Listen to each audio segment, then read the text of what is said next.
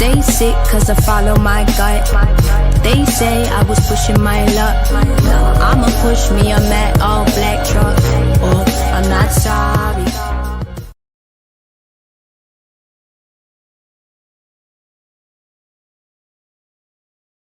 What's up, people? What's up, people? What's up, people?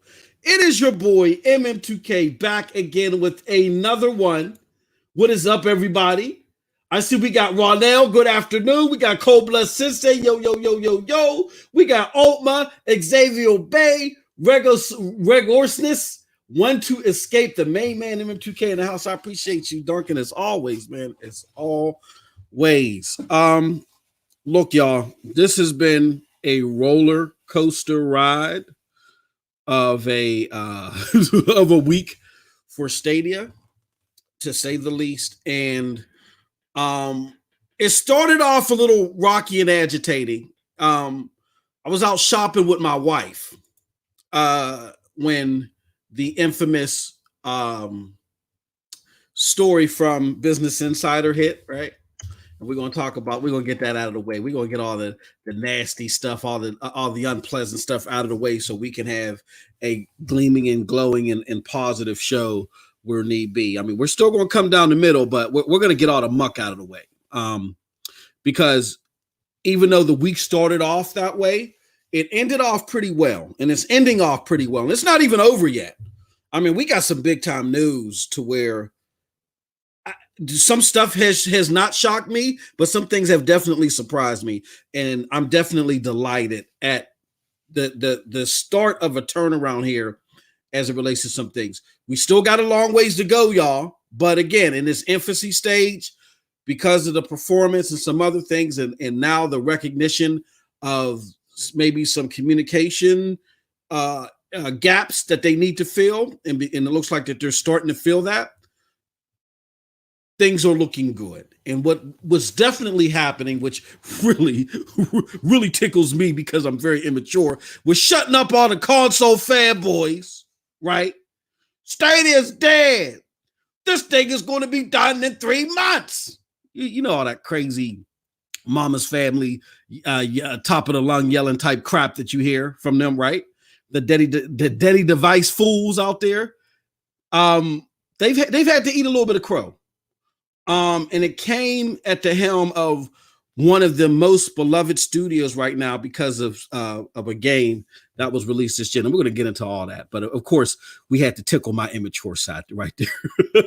But again, do me a huge favor, y'all. Tweet this out. Let everybody know that we're live because we're going to talk about the truth. We're going to expose the truth. And we're going to get down to the nitty gritty of everything. Before I get started, let me just make sure that last but not least, I do shout out everybody. Because I can't do this without y'all. I ended off with Xavier Bay. We got Zero Games for me. Trizzle Rector, what's up? What's up? And Cold Blood Sensei, he says, hey, he said, why are you hyping Baldur's Gate 3? It's boring just like Divinity. Oh, man. This dude off the gate. Hey, big up to my homie Cold Blood Sensei, man. We had a ball yesterday playing Division 2, right? Now, before y'all give me booze, because I'm about to tell y'all what we was playing it on, I want you to understand there's a method to my madness. It was me, Cold Blood Sensei, and it was the homie Ragenaut, right? We was playing on GFN. Now, hold on. Y'all start throwing y'all tomatoes at me and rotten cabbage. GFN is, look, here we're going to come down the middle. GFN is a good supplement service. And the simple fact that they have access to the division and Stadia doesn't yet right now, gives them, as far as that game is concerned, a plus. And then the Division 2 looks good on GFN. That being said, Cold Blood Sensei was witness. Hey, look, man, you can't damage control this, man. You can't hate on this. That thing dropped me out of the game 3 daggone times. Did it not, Cold Blood? Dropped me out of the game 3 times. Cold Blood tried to damage control. Well, it never does that to me. No, brother. I got to gig up and I got to gig down, man. That's what I'm saying. With GFN, it's a good supplement service. But if you're looking to invest in a means to get high fidelity gaming, very low latency, great fidelity, with that, without having to spend an arm and a leg on a big top of the line PC or even $500-600 on the next console, then cloud gaming could be a feasible solution. But it all depends upon how they're going to utilize cloud gaming. And big ups to my homie Sean Plorosi, I think that's the handle he goes by. I always butcher it. Me and him were having a discussion behind the scenes, and everybody's using cloud gaming in a different way. And right now, it looks like, even in comparison to Amazon, that Stadia might have the most feasible solution technically. Because in talking to Plorosi, he was telling me that what they're trying to do is they're trying to create a single ambiguous instance in the cloud. And so there's not different sessions going on server racks. There's one big old session and everybody's connected to that big session. And it can be done, but that just makes me a little bit queasy a little bit. And that's how Amazon is going to approach cloud gaming. So after watching I.O., I formally have educated myself. I've become educated. After formally watching I.O., watching the GDC 2019 all over again, gluing the two together, I'm like, oh man, this is some serious magic going on behind the scenes. But to answer Cold Blood Sensei's question, look, here's what's going on with Baldur's Gate. I don't want to get too far out of order here because I'm going to talk about this later in the show. Baldur's Gate has the luxury right now of 3 particular things.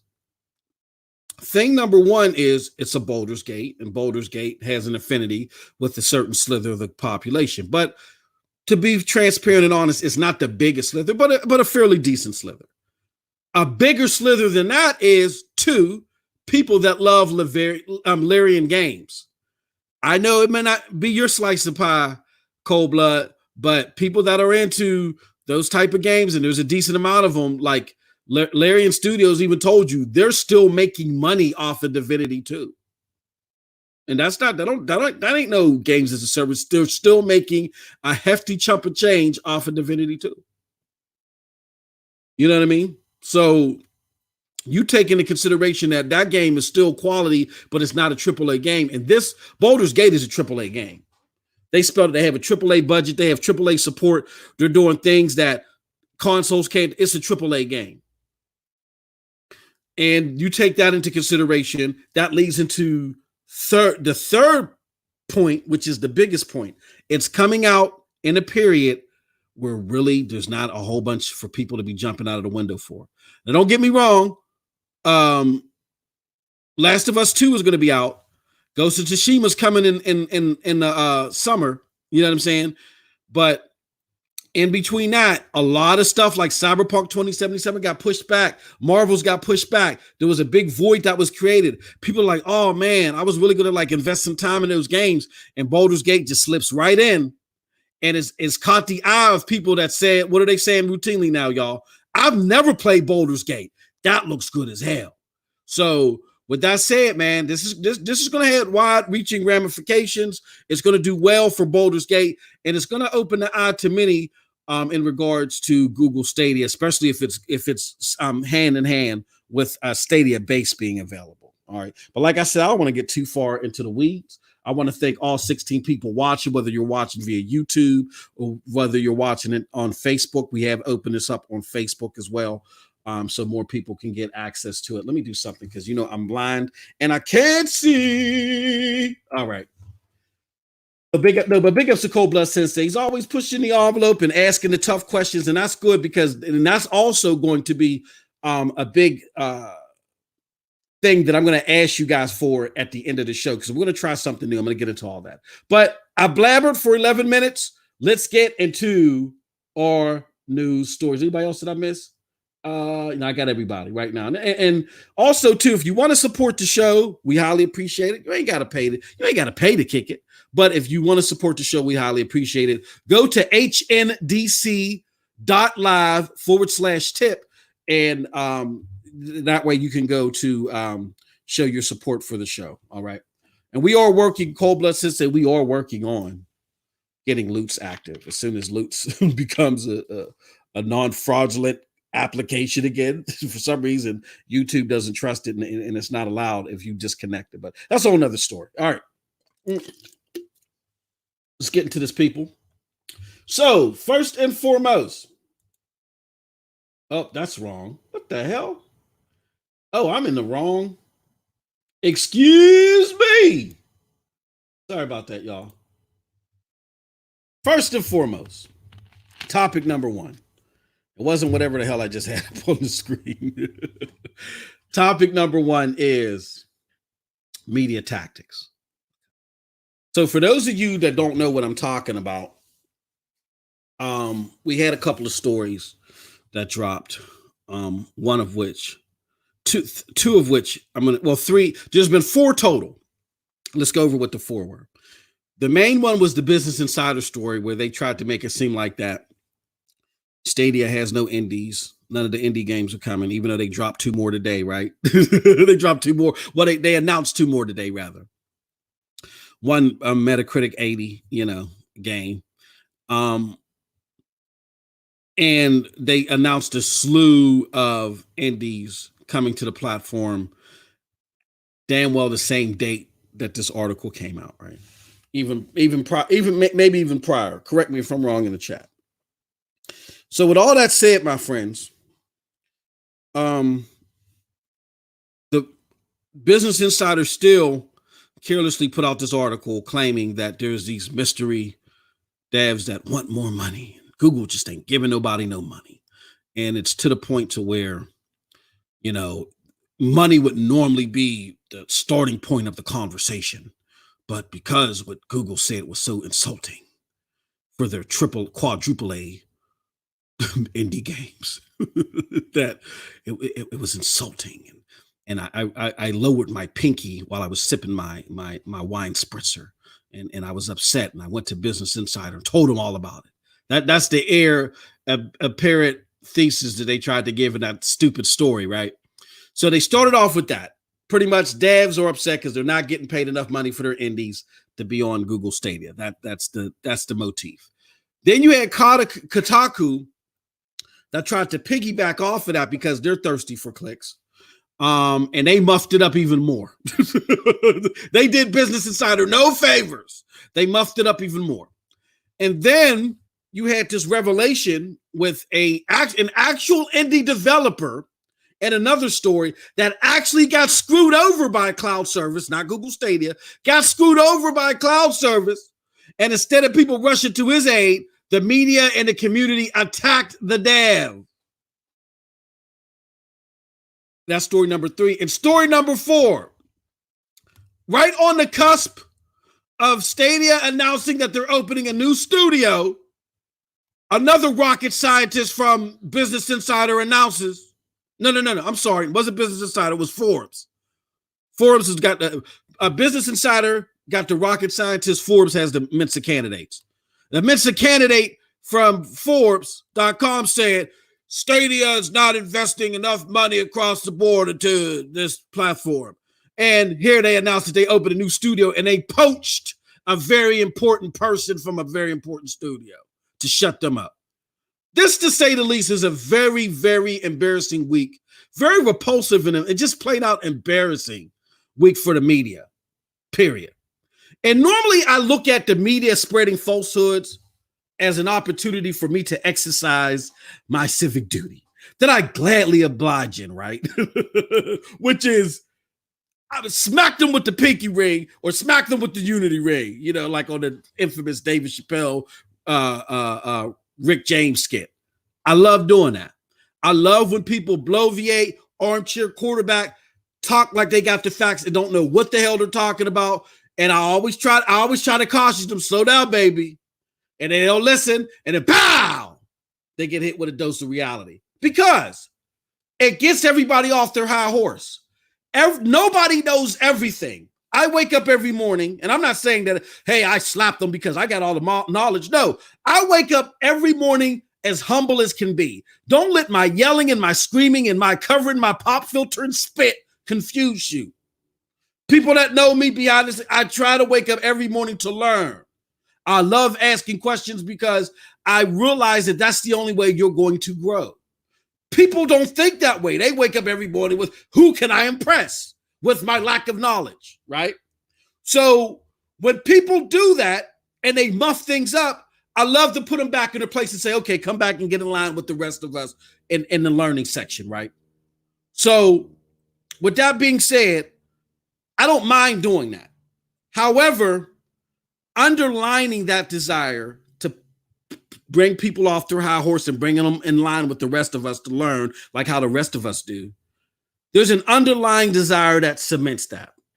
And that desire is, I just hate, and I know hate is a strong word, but I just hate when people are being lied to. That and because they're being lied to, it results in them missing out on experiences that they may have enjoyed. I hate that. I really do. I hate when ignorance trumps learning. When ignorance trumps learning and people's desire just to belong because a bunch of other people in the idiot herd or echo and blah, blah, blah, blah, blah, and you want to belong and you start running with blah, blah, blah, blah, blah, the unsuspecting person or the unsuspecting gamer in this equation misses out on something. I hate that.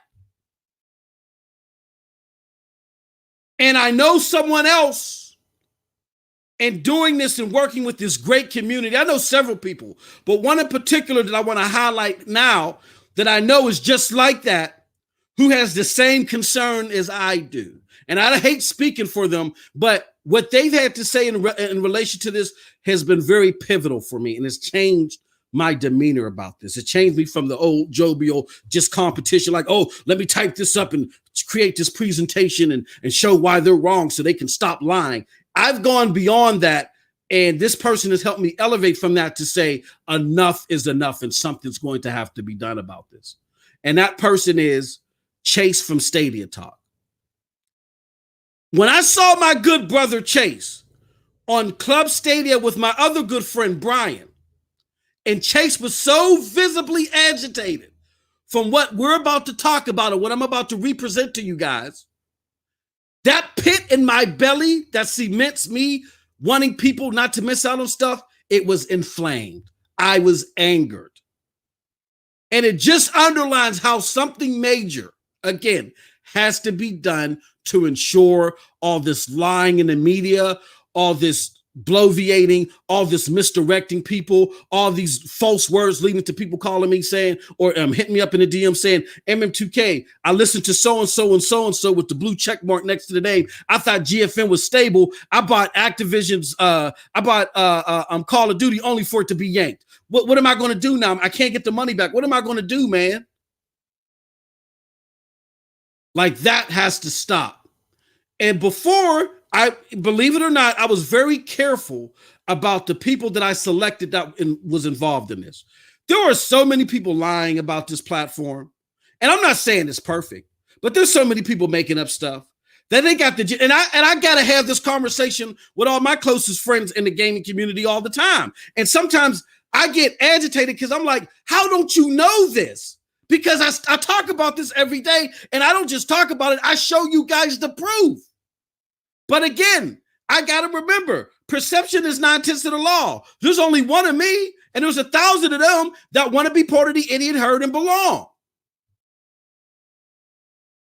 So because of that, I got to remember that. But it's not right to, again, Joe Blow on the side that just wants to, hey, look, man, I travel for work a lot. I would love to tote my games with me, but it's just too much of a hassle. Would cloud gaming work for me? Okay, which cloud service? Oh, you don't want anything to do with Stadia. Stadia is horrible. Well, I see these titles here that I am interested in. I love Borderlands. I love Ghost Recon. No, you don't want to play it there because it's lag. That's where I get upset. And that's the type of garbage that has to stop. Now, what am I talking about? Let me show you this. Are you guys familiar with that? For those of you that follow my content, I hope you are familiar with that. If not, this is a demonstration that I did earlier this week for one of my prior videos, where I talked about the whole Kotaku issue, where Kotaku lied about there were many let me phrase it like this, where Business Informer muffed up some sentiment that they were trying to shove down our throats about indie devs and droves not coming to the platform. That's what they wanted to do, but they were trying to do it in a very slick way. They were trying to work off of a preface of games not being on the platform, and plenty. And we all agree with that. Even the most staunchest Stadia fanboy cannot deny that the game library is lacking. Can deny. Whether you want to make an excuse for it, that's a whole nother kit and caboodle. But we cannot lie that the game lineup is lacking. Okay. And it's lacking a little bit more than what people are used to. Around this time, I want to say within the first 3 months of the PlayStation 4 or the Xbox drop. Well, no, I don't know about the Xbox. No. I may be going too far there. That might be a reach. But with the PlayStation 4 drop, around this time, they were circling around close to 57 games. Around the same time of release at the beginning of this generation, they were circling the 57 games. Once Stadia gets to the end of March, they might hit 40. They might hit more, but from what we know, they might hit 40. So you're 17 games short, and that's what, a third, maybe. I'm not the smartest mathematician. I don't care about teraflops. I'm not the smartest I'm not out like my Xbox brethren. Yeah, I'm taking digs, but I'm not. I don't know. Was that 30%? So they are falling behind the curve a little bit, right? So again, no denying that the lineup may be a little bit short of what people hope for it to be. Okay. With that being said, they tried to take that theme and apply it to maybe a handful of devs that were thinking that Google, because they got deep pockets, that they were just going to start throwing money in the air and making it rain. Oh, come to our platform. No, it didn't work like that. It didn't work like that for you. And then they brung up the Unforgotten Goose Game or whatever the hell that damn thing is called. They brought that up. The Besieged Goose title. I don't know what the hell that is. I got a feeling there's a person behind that may be talking this trash. I don't know. I just don't know. Got a feeling. Got an old man's itch in that regards. But I could be wrong. With that being said, we created this presentation in lieu of that. So following up Business Insider's garbage, Kotaku lied and messed stuff up. Number one, they couldn't even get right the number of games that are on the platform. And there was no reason for them, if they were doing due diligence and it just wasn't a hit piece for them to follow up on and get clicks, there's no reason why they should have got the goddamn number wrong. Excuse my French. All you had to do was go to Stadia source. That's all I did. I opened up Stadia source. There was no complicated math computation that I did. I didn't call up Bill Nye the Science Guy. I just went and typed in Stadia source. And I went and hit enter, the enter button, E-N-T-E-R, and it told me how many games were on the platform. This is a major publication with satellite areas all over the globe, including Australia. Your writers can't do that? So, in this presentation, we showed you how false their notions were, right? And the Mensa candidate here was Zach Zawazin of Kotaku. He says that there's many, if you look at the bottom here, there's many developers. But if you look at the Business Insider article that this is derived from, they don't talk about many developers. They're just saying that they're trying to build up the theme that games are not coming to the system because Google's not paying them enough. So when you peer deeper into the Business Insider article and say, well, what type of games aren't coming to the system? Give us details. Then you pull back the layers from the onion and you see the ugly underbelly, which is they're not talking about all games. They're just talking about some indies, some particular indies that whoever wrote this damn article likes, that felt like they should be on the system. Why they potentially might not be there because they talked to a handful of people. So Kotaku, having some common sense, said, you know what? That's not going to fly. We want this to be more salacious than this in order for it to stick, in order for us to get clicks. So what did they do? They lied.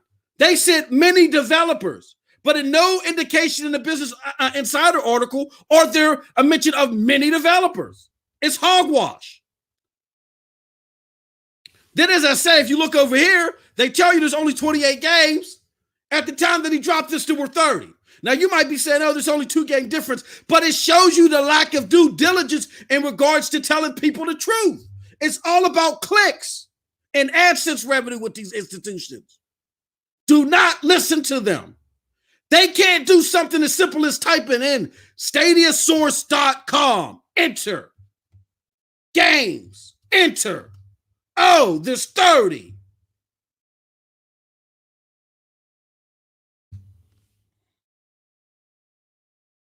To sum it all up, I say the most disingenuous and preposterous parts of the Business Insider hit piece on Stadia is it masquerades in a factual theme.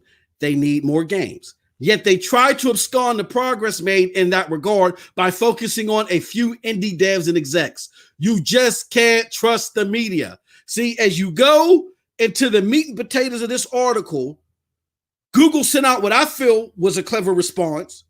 And they say, but the vast majority of indie hits are published by these massive publishers. That's when you like, oh, they're trying to make a mountain out of a molehill over a few indies. But Stadia has just released around the time that this article was released, around 9 to 11 indies coming to the platform. What are we doing here? What are we doing here? So you have those two there, right? In addition to all this, we had another article. Well, before I move on, let me go to my chat here. Let me see what my chat got to say about all this. Trizza Rector says, hold on, Trizza Rector had a good comment. I just saw it. He says, Trizza Rector says, I'm not against criticism, but these dudes just running off at the mouth without facts. Absolutely. Absolutely. And that's what's disgusting and repulsive, because regardless of what you think, whether you're a Stadia lover or you're a Stadia naysayer, it don't matter. You're entitled to whatever belief you want to have. That's fine. And your truth is your truth. But if you are, when you have a blue check mark, or when you write publications The underlying purpose is to inform people. And when that no longer is the basis of you writing an article, when you go from wanting to inform people but to excite people, then you're flipping what journalism is supposed to be right upside its head.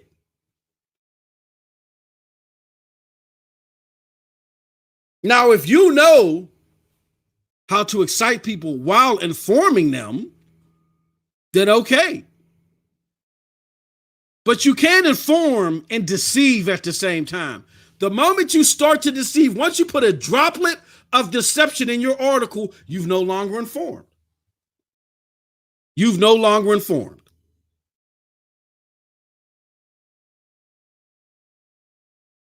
Because that little drop of deception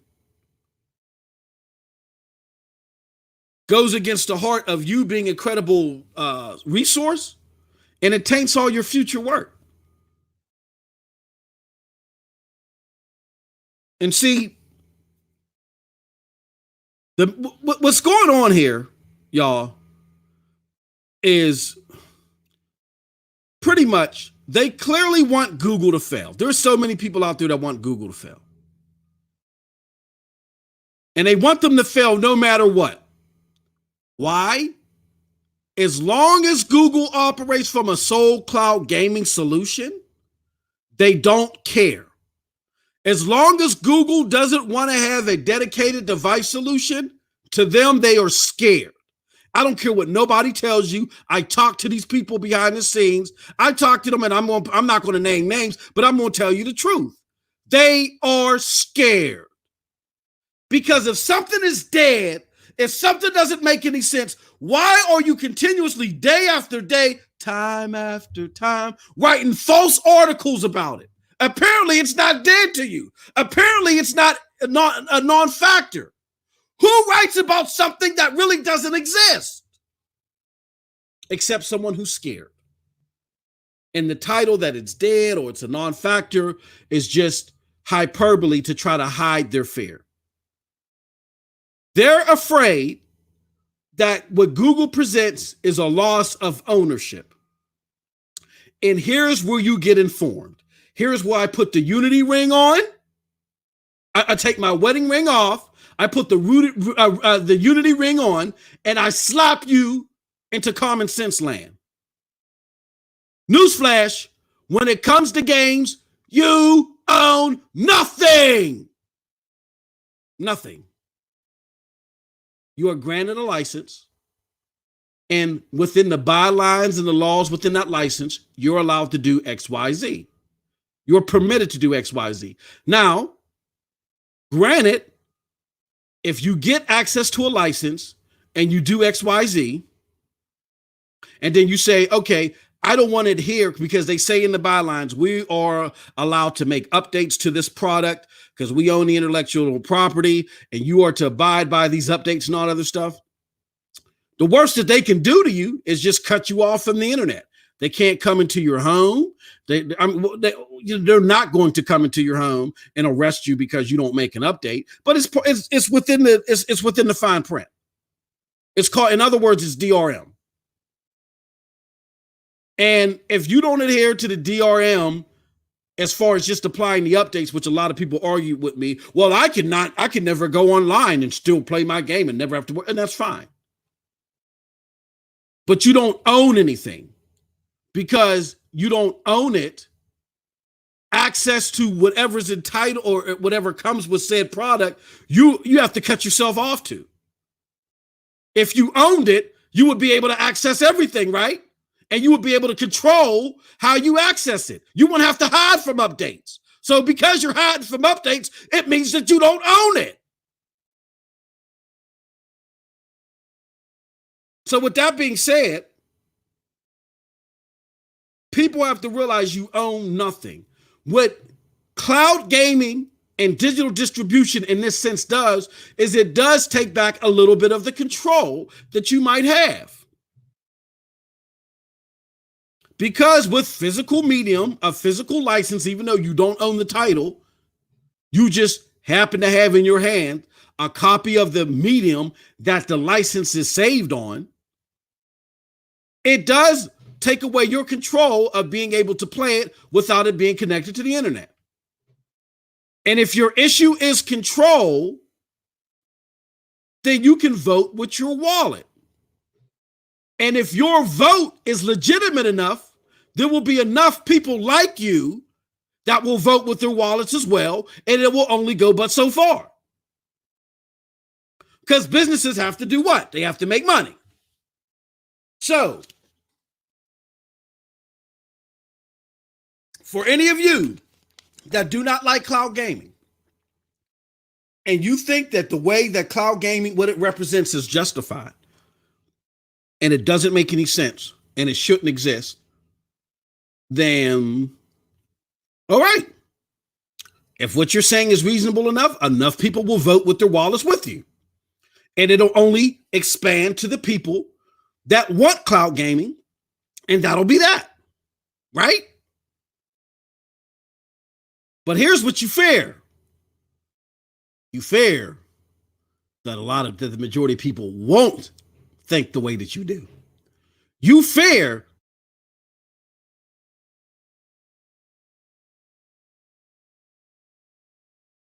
my apologies for that. You fear that once people do get it in their hands, that they will say, oh, no, I like this. And then you fear you'll lose control. And I'm here to tell you this much. There's nothing to fear but fear itself. Dedicated device solutions are so popular that even if cloud gaming flies or does well, there were too many people that want dedicated solutions, that it's not going anywhere until the entire market wants it to go somewhere. Prime example, digital distribution in general. Remember at the beginning of this generation where everybody went ape nuts because Microsoft was going to do the DRM? Even though if you look at the whole policy of the DRM, it's pretty much mimics what we see today, and it was actually going to lead to a lot better things for us, because if that would have been proposed, we would have been able to trade digital games unlike you can now, right? We can't trade nothing now because now they were able to just shove it down your throats. You accepted it without giving you that contingency. So see how you're babbling and you're lie telling and all that other stuff. When people finally conform and realize what you were babbling about really ain't that bad, then they just flip over and go for it, and you lose the concessions that you would have got at the beginning anyway. So it always benefits you to just tell the truth from the jump, because now you can't even trade digital games. You see how that works? So, with the advent of digital games now becoming more popular, still found physical games, right? You still get physical games. Yeah, places like GameStop are in trouble, but that's because they just don't have a smart business model. That's on them. Amazon's still selling droves and droves of physical copies. So is Walmart. They do see something lucrative in software distribution, and they're looking to get into it.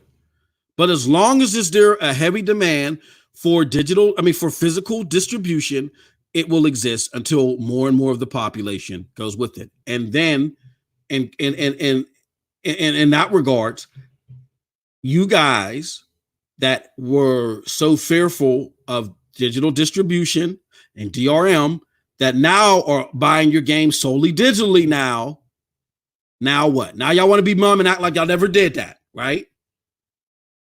And the same thing is going to happen here.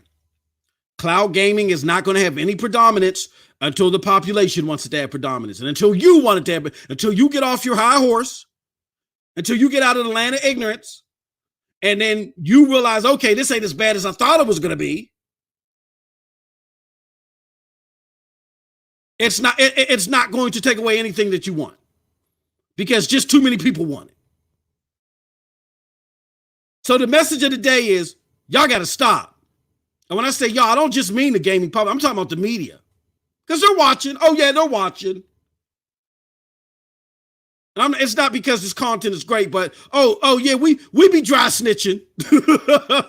Yeah, we be dry snitching. Oh yeah, we tag Google in our responses.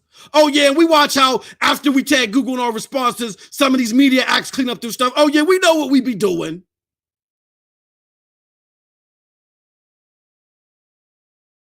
So they're watching. And we're going to keep it up. And you're not going to stop us. So with that being said, media, because you got this hippie discernment towards cloud gaming, that's a you problem. I don't care about you. You get paid well enough to game any way you want to. And then you get free copies of games too. I don't care about you. I care about the hardworking, unsuspecting gamer that may not have enough fundage to make multiple choices like you have. They don't have access to demo passes and all that fly stuff like you do. They just want to know what gaming solution works best for them. And by you continuing to lie and putting up smoke and mirrors over experiences that they might enjoy, you have to be stopped. Now, I'm only one guy. And I appreciate all of you here, all 22 of you here. I love you. And I appreciate you guys watching me fight the good fight, whether you agree with it or not. But there are thousands of them. So here goes my second part of my message before we move on.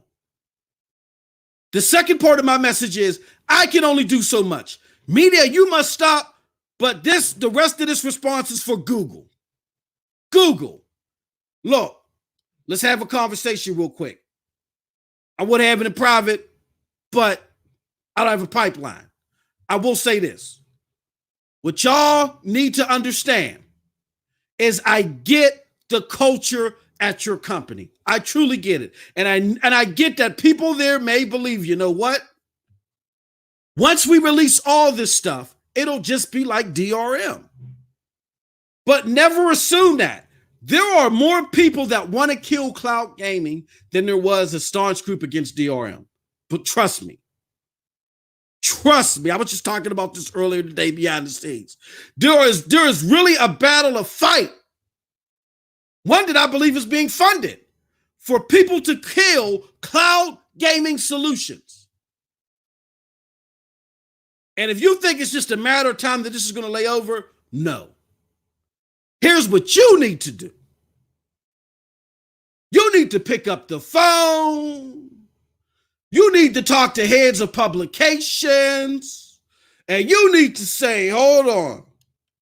Hold on. Back to Wizen. Why did he say that we only got 28 games? I'm very disappointed. GMO. I'm very disappointed. That's the parent company of, I believe it's GMO. It might be a new company now that bought them out. We're very disappointed here at Google. Like, this is really showing us that you guys are putting us in a bad light to get clicks. And I'm not trying to tell you how to run your business, but I'm just letting you know that the top brass at Google were very disappointed to see that you guys don't want to do your due diligence when it comes to our product. And we're not going to forget that. I just want to drop that down on you. Y'all have a wonderful gaming day. If I ever worked at Google, that's what y'all have a wonderful gaming day. And click. Oh yeah, it's gotten to that point. So I get where you guys don't want to ruffle feathers. But at the same time, this would never happen to Sony. Sony from the outset, Sony from the get-go, didn't play those games. They didn't play those games. And no, you don't pick up the phone and question the velocity of the whole story. This shows right here, these points right here show right here how it appears that your publication don't want to do due diligence when it comes to talking about our product. Now, what I'm offering is you guys can come on site. I can come and talk to you. Maybe we can get to know each other off record first. Maybe have some lunch or something. I will fly you in. We'll come. But we feel some type of way about this. And I think maybe opening up a line of communications can help better introduce you to the product. So at least when you curb stomp us, it'll be accurate. You know what I'm saying? because accuracy means everything. Because even though you're curb stomping them, if I'm Joe Blow and I'm reading an article, I can look at that and say, well, you know what? I see where the writer's coming from, but I don't care about none of that. The simple fact that I can play Borderlands 3 at 60 frames per second better than I can on a console. If you're truthful about that in your article, that's all I care about because that's the only game I play right now. I'm going to pick this thing up. But if you're in your article telling lies, well, Borderlands 3 don't even have a performance mode like how they were trying to spit at the beginning when Borderlands 3 first came out. Remember that? Then you turn me off for something fraudulently. And Google has to be cognizant of that. Communication is very important. So what I'm saying, Google, is I get it. I totally get it. You're new. You don't want to cause too many ripples. But somebody got to start making phone calls. And I know how it works. We're very disappointed here to see that just these slight overtures, they show some, they're telling a story for us that we don't want to believe, but what else are we going to believe? Maybe we can come out, maybe we can fly you out, maybe we can just talk. Off the record first a little bit, then we can set up an interview later. But I think, but we gotta grow some familiarity here. Because I don't understand why we don't understand why this is happening. That's in corporate speak, that speaks volumes. Somebody got to start making those phone calls, period. Now on to the chat.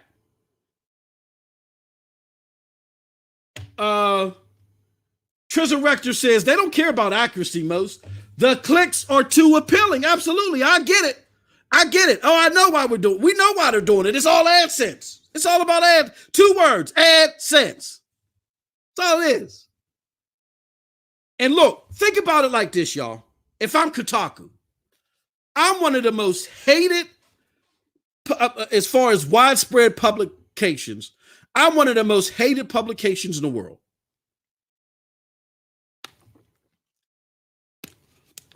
I may have some of the more elitist game readers that like me and my peers that like me. But the average gamer, they hate us. They hate us. And we've been a little irresponsible in being disregarding to their feelings because we need their clicks. And in the advent of digital distribution going down the crapper, and YouTubers getting more and more popular, we are up Ish Creek. Then comes Google Stadia. And what do we see? Unlike all of our other articles where we always find ourselves on this side and we find gamers on the other side, whether these people touched it or not, everybody hates Google. Oh, man, we can make this work. So whatever we're falling low in AdSense revenue or however they collect their ad revenue, let's put out a Google hit article. Put it out every two and a half weeks. If you notice, each publication puts out an article every two and a half weeks, and everybody just piggybacks off of that until the next publication starts something.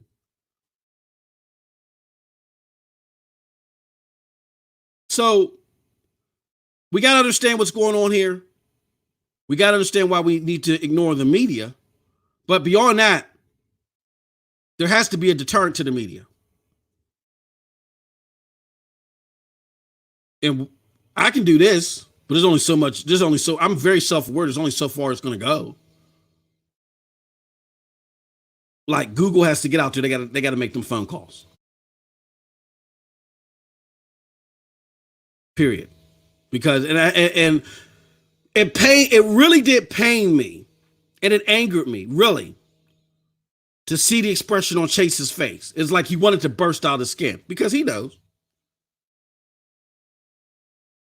This, from a journalistic standpoint, was atrocious. It was just atrocious, and he had the nerve. The guy from Business Insider had the nerve to be made abreast of Chase's and Brian's podcast, and had the nerve to say that's not a retort to say that they're not bringing up any rebutting points.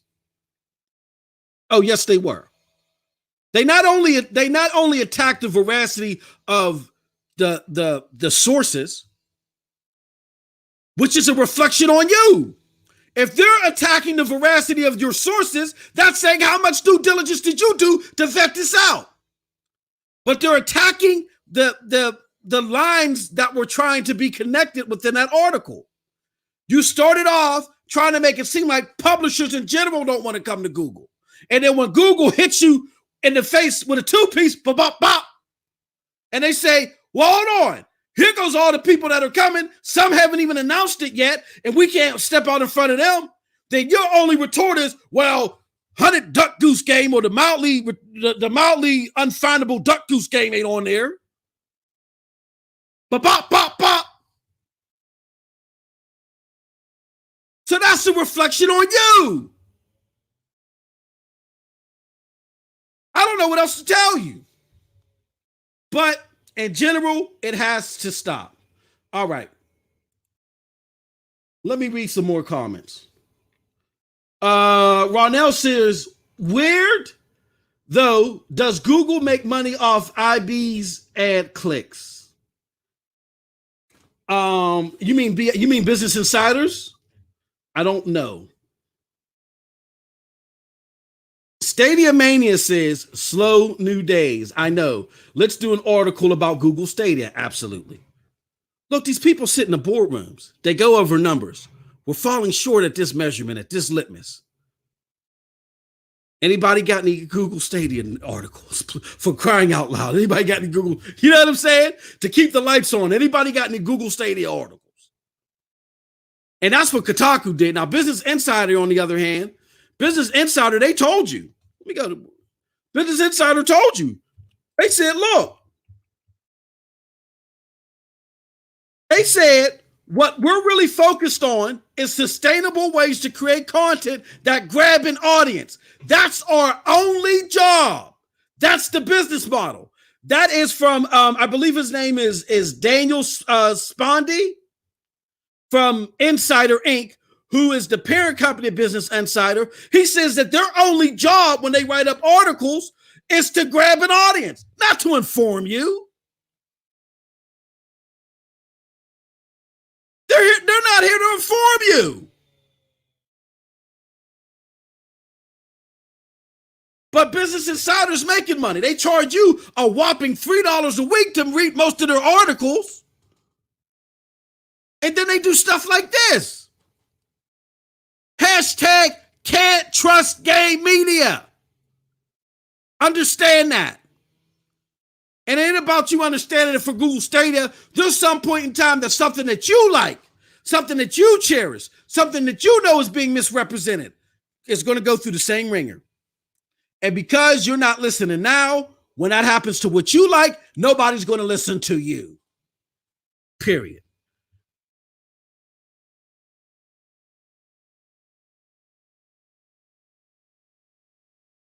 Ashes to Ashes says, wasn't it just a month ago, a dev came out that has a timed exclusive on Stadia and said they were well taken care of, so it made sense. Yeah.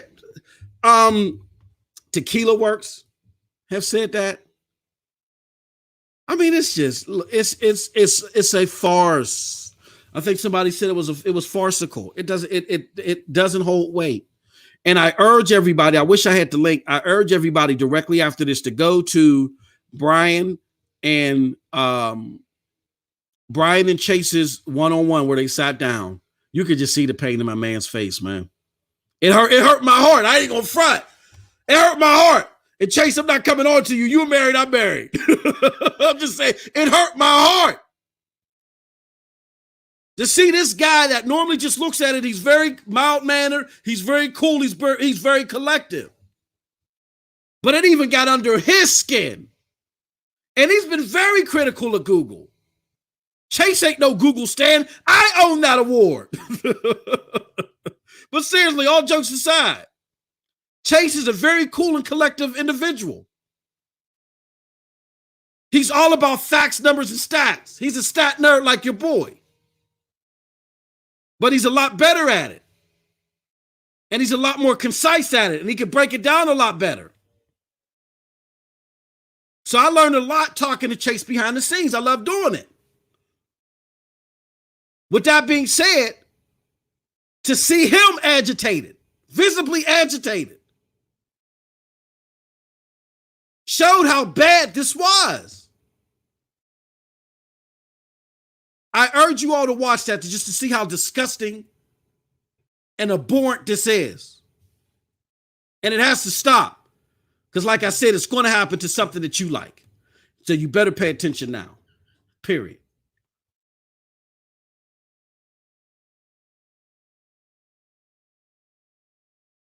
Ronell said, yeah, I saw that live. It was tough. It was tough, man. I'm not even going to front. It was tough.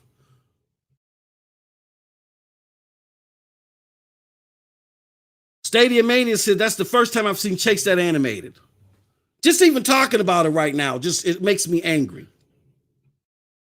So Google, for the sake, look, and I'm going to say this, and I'm fine, and I promise, I am going to move on. Trust me when I say this. I appreciate the product that Google has crafted.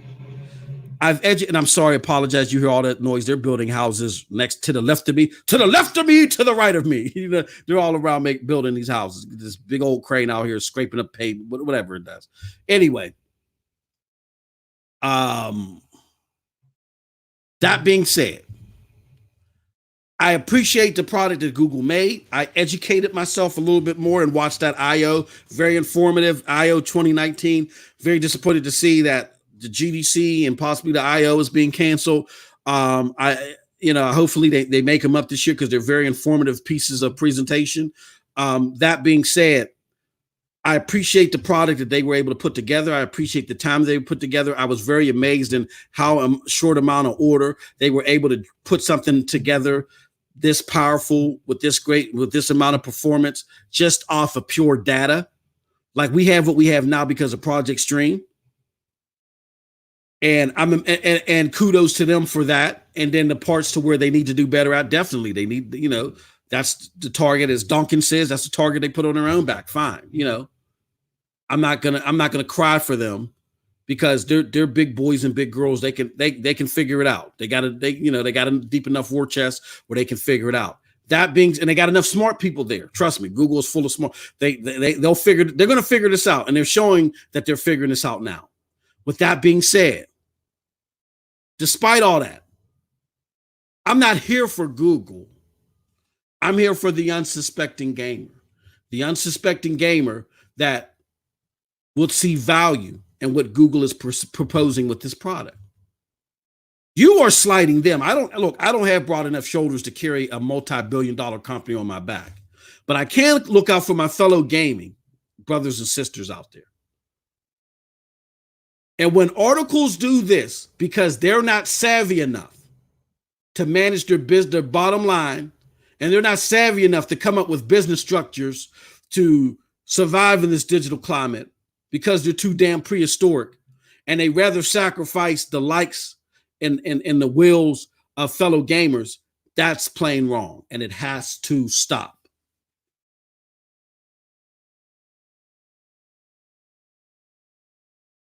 All right, so what I'm going to do now is I'm going to go and let's see here.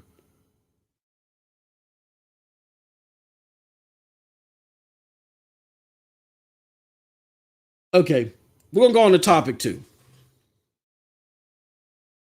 Hold on. Ain't right. Engadget claims. There are no Engadget claims. That is wrong. This should read, we're going to fix that right now. This should read new. You know me. This is One Take Moss, new studios. We're producing live on stage, y'all. There we go. All right, now I'll show it. New studios. Studio. All right, so let me close out of this presentation right here. And let me do this. All right, so there was this very well written article from this young lad. I don't know if you guys ever heard of him. Let me show it to you right now. This young lad, his name is MM2K. He wrote this article on the Broadband Bullies website. Go to broadbandbullies.com and you'll see the article. Stadia lands God of War talent to head new studio. Wow, right? And the article reads partially as so. In a big surprise, Google opens new studio. Stadia lands God of War studio here to run it. Google, via its gaming platform Stadia, landed a big win yesterday. Not only did they announce a new studio, but they also announced a well-known talent to run it, Shannon Studstill, formerly of Santa Monica Studios. And it was all evident per their blog. And here goes the blog post, the actual blog post right here. Got that. And it's from Jade Raymond. And Jade Raymond says, Stadia Games and Entertainment is setting out to change the way we play, enjoy, and create video games. With Stadia, the creative possibilities are limitless, but we can't build those experiences without a talented team of game designers, artists, and storytellers. We started that journey with the opening of Stadia's first original game studio, Montreal, late last year. Today, we're adding a new studio and entertainment, a new Stadia Games and Entertainment studio in Playa Vista, California, which will be led by an industry veteran, Shannon Studstill. Okay. Shannon Studstill, prior to her stint now with Stadia, used to be the head of Santa Monica Studios, the same Santa Monica Studios that created the ever so popular God of War reboot this generation. All right. And some of the key things, let me continue to read on. The new Player Vista Studio will focus on delivering exclusive games, using new gameplay mechanics, creative ways to play together, and unique interaction models that we're just starting to explore. While we're not ready to share specific plans yet, rest assured we are listening to what gamers want and adding our own Stadia twists to create new IP and experiences. I've been a fan of Shannon's for a long time and have admired her award-winning work leading Sony Santa Monica Studio and the industry-defining franchises like God of War that have won fans all over the world. She has an extensive background in product development and creative leadership, but almost and more importantly, she's a visionary as a studio director will lead and inspire Play Vista teams. We're thrilled to welcome her to the Stadia family. Stadia is designed to be the one destination for all the ways that we play. It's key to bring on talent that not only has success in delivering the industry's best content, but also has creative ideas around how to embrace this new and unique way to create. Building a world-class studio piece by piece is a unique opportunity that you don't often get in the game industry, and we want to do that with you. This is appearing to, I guess, what will be the new studio. So it looks awesome. It looks cool. Typical, loungy Google. You know what I'm saying? So it looks cool. And kudos to Shannon. Congratulations to her. There's going to be a lot of challenges ahead of you. And, I'm sure that she's more than equipped to do that, along with Jade, right? They're going to do some fantastic work. With that being said, Zero Games for me said, yes, he is a fine young that MM2K, man. Oh, he always surprises me. He's a fine young lad. Here's the thing.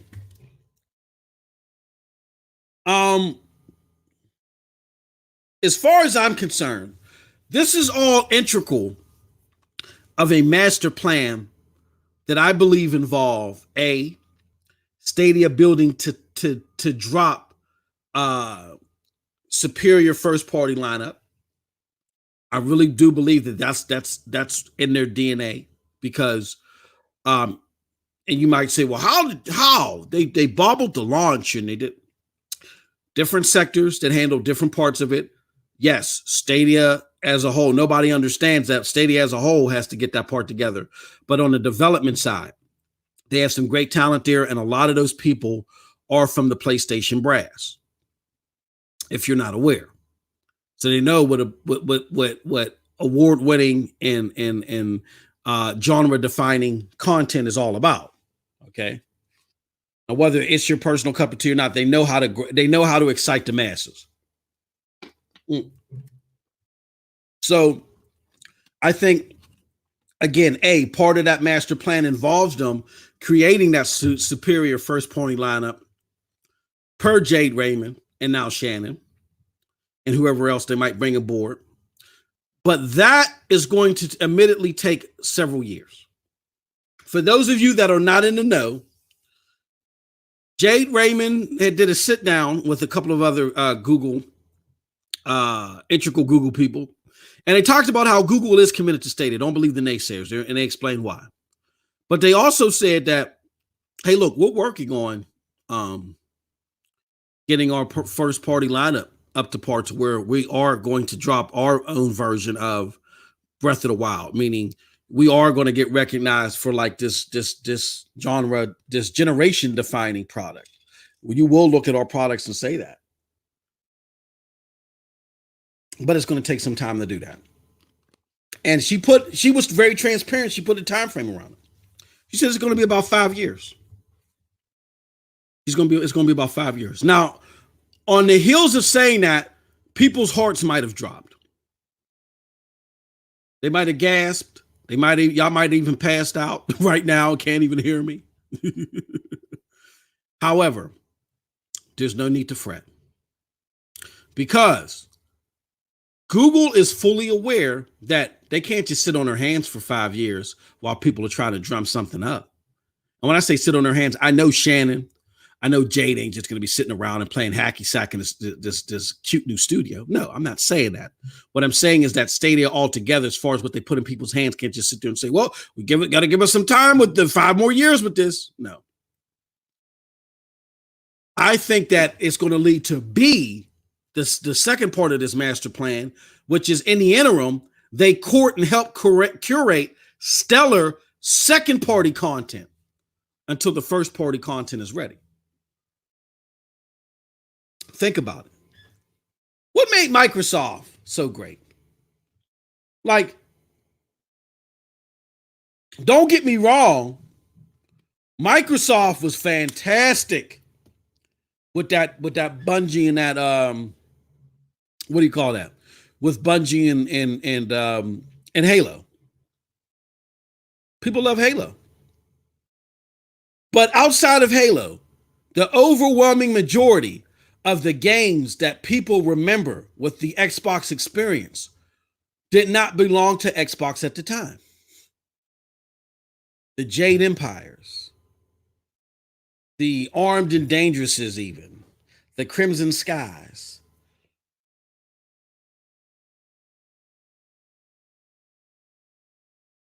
The Call of Duty 2s,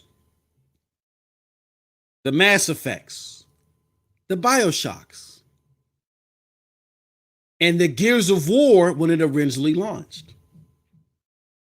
It wasn't until Microsoft had to rest on their own laurels with their own internal studios because they've severed so many second-party relationships that they started to decline big time in community respect and popularity.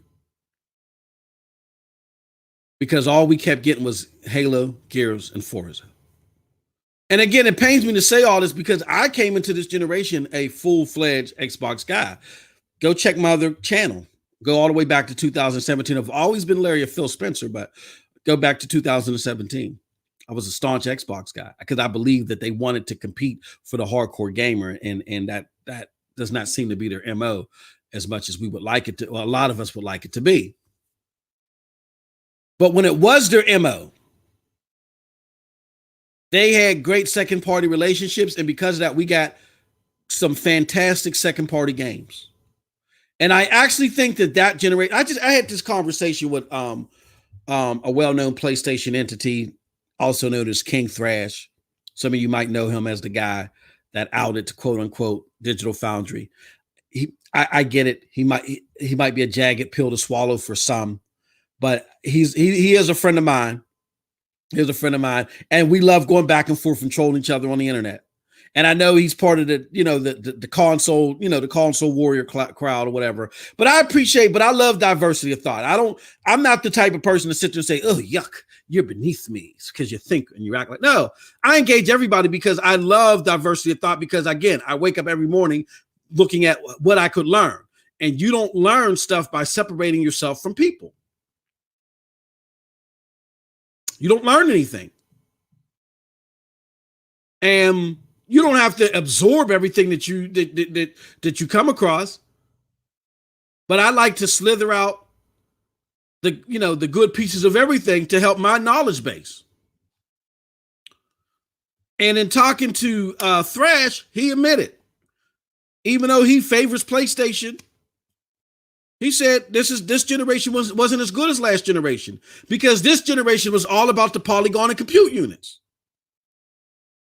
And what I'm hoping with Stadia is Stadia combines the best of both worlds. This is why I am so enthusiastic about Stadia. Not so much about everything that they presented so far. I love the 60 frames per second. I love the performance and I love the ease of use. That within itself, even without the games, has made me more attached to gaming. Because as a husband, as a father, as a pet owner, as many things as a content creator, I don't have time to sit there and download updates for hours, update this, move this from I don't have that time. I want to be able to go click, click, boom in my game. And when I know I can't go click, click, boom, like if I turn on my Xbox and I see, oh, Destiny 2 got a new update and it's 6 gigs and it's going to take you 45 minutes. Well, that's half of the time that I have the game. I just won't game. I'll just go watch Netflix. See, that's what happens a lot. And Google Stadia has taken care of that for me to where I'd be like, oh, I only got an hour and a half. I only got 45 minutes. Only 2 minutes of that is going to be spent in the startup menu and closing out of the game in totality. Maybe, if even 2 minutes. You see what I'm saying? No worrying about this, no worrying about the storage, no update, none of that stuff. It's click, click, boom. Even when I go from my computer, my wife's like, all right, time for you to get out the studio. All right, click, click, boom. I can put it on my phone. If I'm bringing my laptop downstairs, put it on my laptop and continue the game from there. Yes, I'm on a curfew up here. Yes, I am. But that has got me into gaming more. But that's not enough. They got to build from this. So when they build from this, what I like the roadmap that they're implementing, that they're laying down. And that roadmap is heir apparent. It's a roadmap of important second-party relationships that create some of the best titles that we experience. If you notice, Google is talking a lot about gameplay. Oh, yeah, they told it to power, but they talk a lot about gameplay experiences. That's what was near and dear to me last generation, was gameplay. It wasn't the polygons and compute. I didn't give a damn about that. It was about the experiences. And you hear a lot of talk about that from Stadia besides polygons and compute units. I'm in some sectors, all I'm hearing is 12 teraflops, NVDE, RAM, and all this other crazy stuff that I can't plug my HDMI cord into and have a fruitful gaming experience from. Just prettier shades. I hear a lot of gameplay talk from Google. But on top of that, because they have the PlayStation pedigree embedded in Stadia, because a lot of them are from PlayStation, the majority of them are from PlayStation. They understand what it means to create those eye-opening IP. So I'm not only going to get nuanced gameplay experiences that I cherish, but they're going to be presented in eye-opening, jaw-dropping, illuminating IP that me as a hardcore gamer, as a connoisseur of hardcore content, love to engage in. So with Stadia, you're getting the best of both worlds as their roadmap. And that's excellent. And that's why my decision to put my support behind them wasn't too difficult. It was a no-brainer. Here goes Cold Blood Sensei with his, he says, again, a $1 trillion company struggles to get some devs to release ish, just tells me they don't let their money talk. Who struggled to release stuff? I don't even I'm not trying to be smart, Cold Blood, but who struggled to release stuff?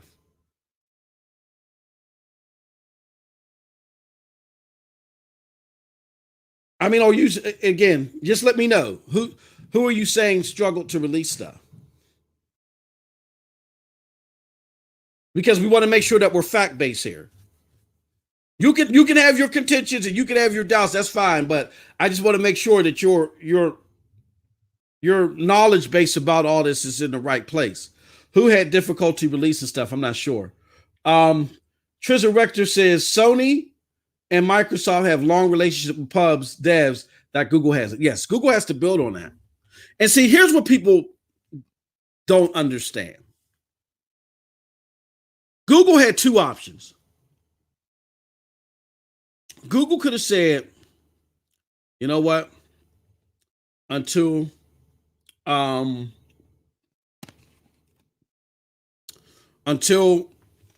our version of Breath of the Wild is ready, we're not releasing. And then just release then, and then you would have had a great game,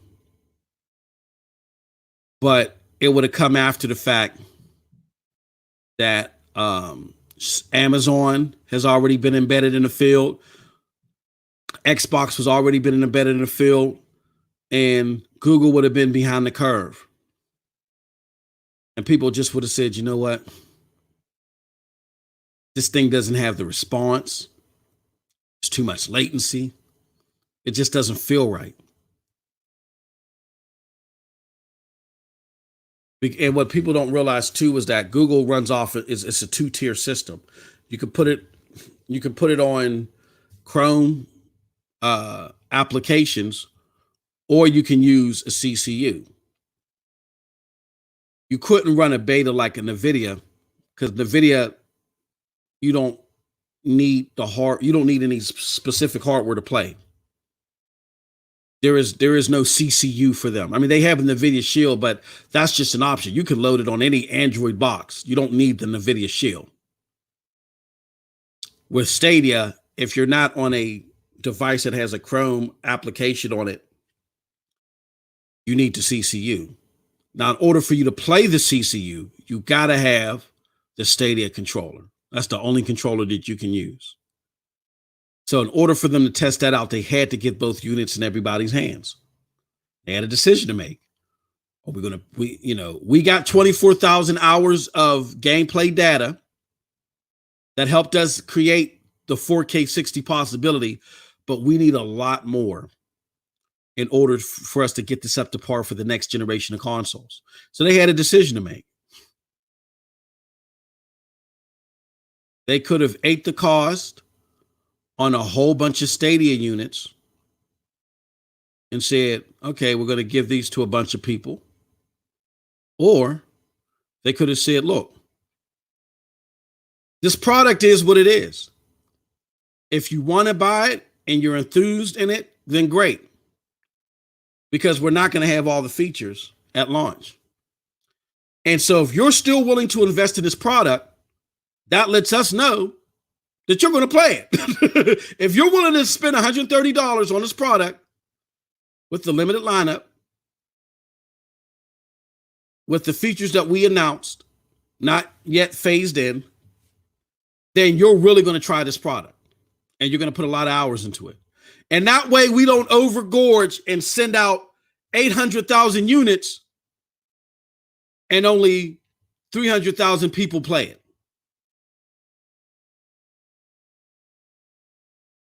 That was their goal. They needed hardcore interactors for this process. And there was no more defined way to do that than to say, hey, this comes with an investment cost. Now, do I think that they should have done better at getting more games? Yeah. Like at the very least, a good roadmap would have been to look at how many games PlayStation 4 has. And I get it that they're PlayStation 4. But PlayStation 4, a lot of you guys are from PlayStation. And I get that PlayStation 4 has been around for 20 years. And it's not as easy for you to approach them and get those same games. But I think a little bit of more effort should have been churned out there. If by the end of March, when the PlayStation 4 released, if they had 57 games, you should have had no less than 50. And I also get too that Google looked at this and say, this launch release doesn't even include our base. This is not where we want to mass market. We just want to collect data from our most staunchest people, the people that are the most staunchest interest holders. And we only need to test 28 games to get us where we need to be.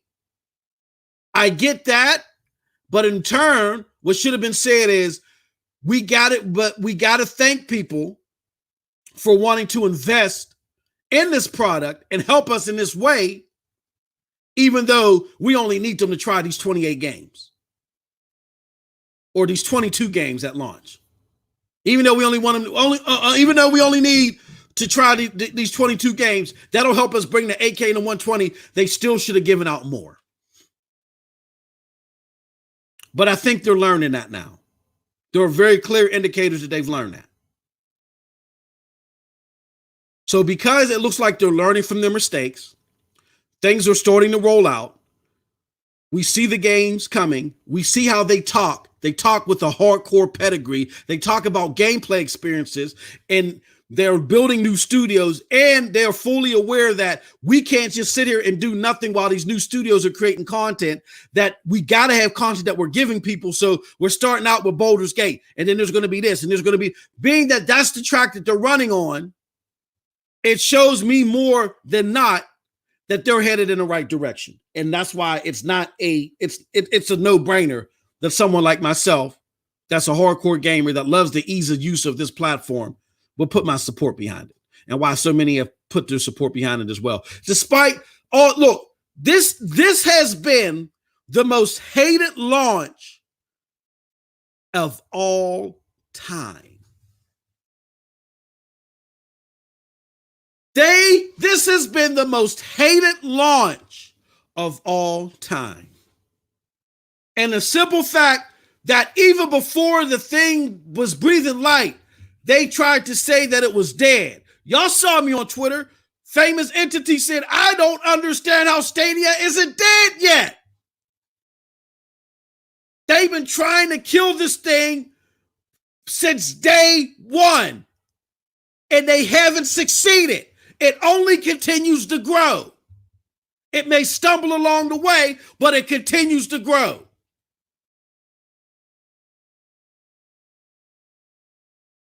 And apparently, there's something that Shannon Studd still saw, that she would leave such a lauded place like Sony Santa Monica, and I know they would have price matched her. We talked about this in another podcast when Rod Ferguson what's the dude's name from that was head of Gears of War.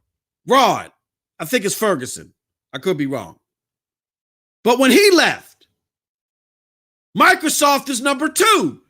They could have price matched him to keep him because they need him. And he still decided to go. So you're telling me, Google, that ain't paying enough indie devs so Haunted Goose House game can come on the platform, can poach away Shannon Studd still in the height of her popularity for a dying platform? For a dying platform. Is that what you're trying to tell? Is that what you want me to believe? That's why I call bullpucky. That's why I say that y'all can't believe. Nobody's that stupid. Y'all can't believe this. Because if you truly believe this in the bottom of your heart, then the hell with sending y'all free CCUs, like I say sometimes. I'm going to send y'all coupons for free CAT scans.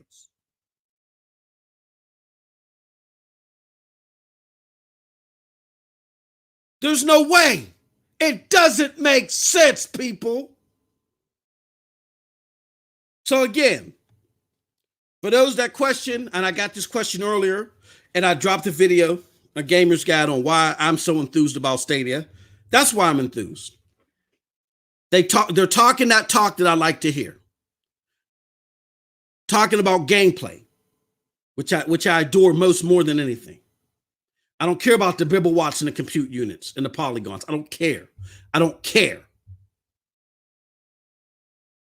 But on top of that, even though they stumbled, they picked themselves up and they realized where they got to walk the walk. And then lastly, where they're walking to that roadmap. It's a lot more transparent and a lot more clear and a lot more up my alley than, let's say, and again, I hate to keep picking on, than Microsoft, where I started at this generation. I get the feeling that Microsoft is trying to brute force you with power into liking their stuff. And there's not enough emphasis on the ingenuity to make the type of games that are going to change mind share. They could change, they could blow my mind at E3, but I find it hard to fathom that you got something in the works as far as hardcore games are concerned, and you're afraid to even talk about it. Who has something in the works that they don't even want to mention? Who says that? Who does that? I don't know, but it could be me. But with that said, let me go back to my chat. Jay Smith says, this month alone showed that they're trying harder than before. Absolutely. Homie Bippity Bop. He says, back when it was first announced, it was getting hate. Yep.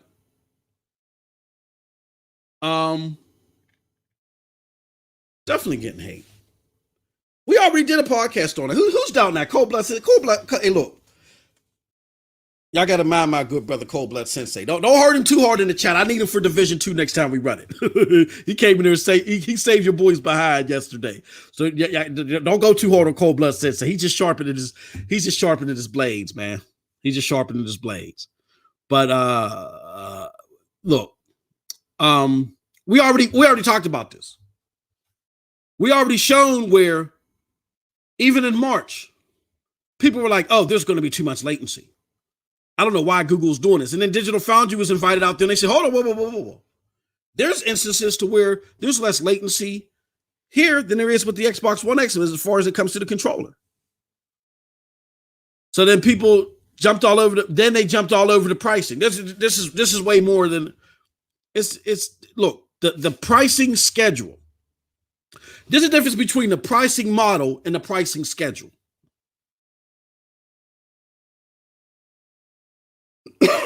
I know those are business terms. I hate to get too business on y'all. I'm not trying to show up, but seriously, look it up. Pricing model and pricing schedule. People erroneous, and some people that I know are smarter than this too. It upsets me when they do this. They erroneously are saying they don't like Google's business pricing schedule model. That's false. They say that they don't like the price, because if you don't like Google's pricing model, then you don't like PlayStation's pricing model, and you don't like Xbox's pricing model, and you don't like PC's pricing model. They all operate off the same pricing model. In general, AAA games cost $60. AA games work in the realm of $30 to $50. And then single A or whatever games are lower than that. They run off the same pricing model. You don't like Google's current pricing schedule, meaning specifically the specific prices for certain games in comparison to their peers.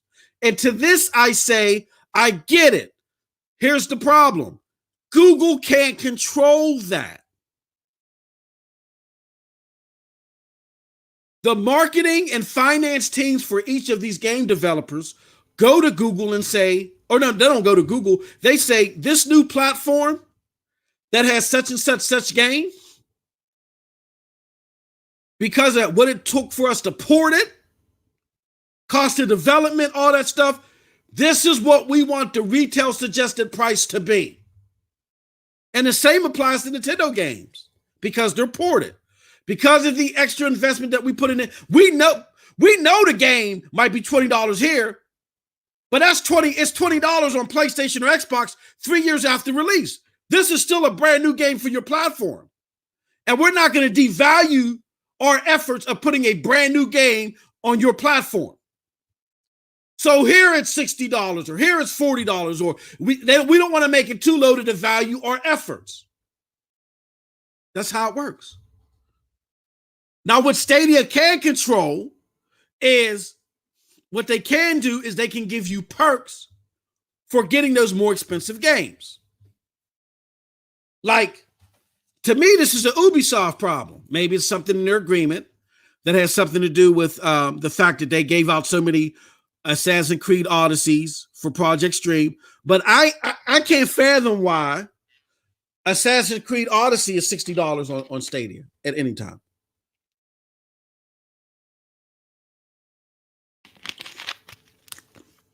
Give me 1 second, y'all. Let me blow my nose.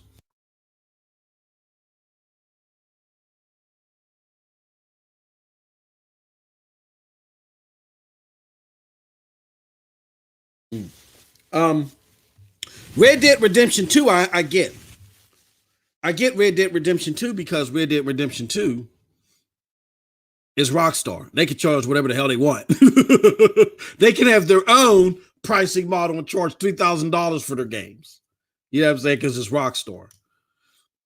But for the life of me, I can't understand why Assassin's Creed Odyssey is still $60. That's not Google Stadia. That's Ubisoft.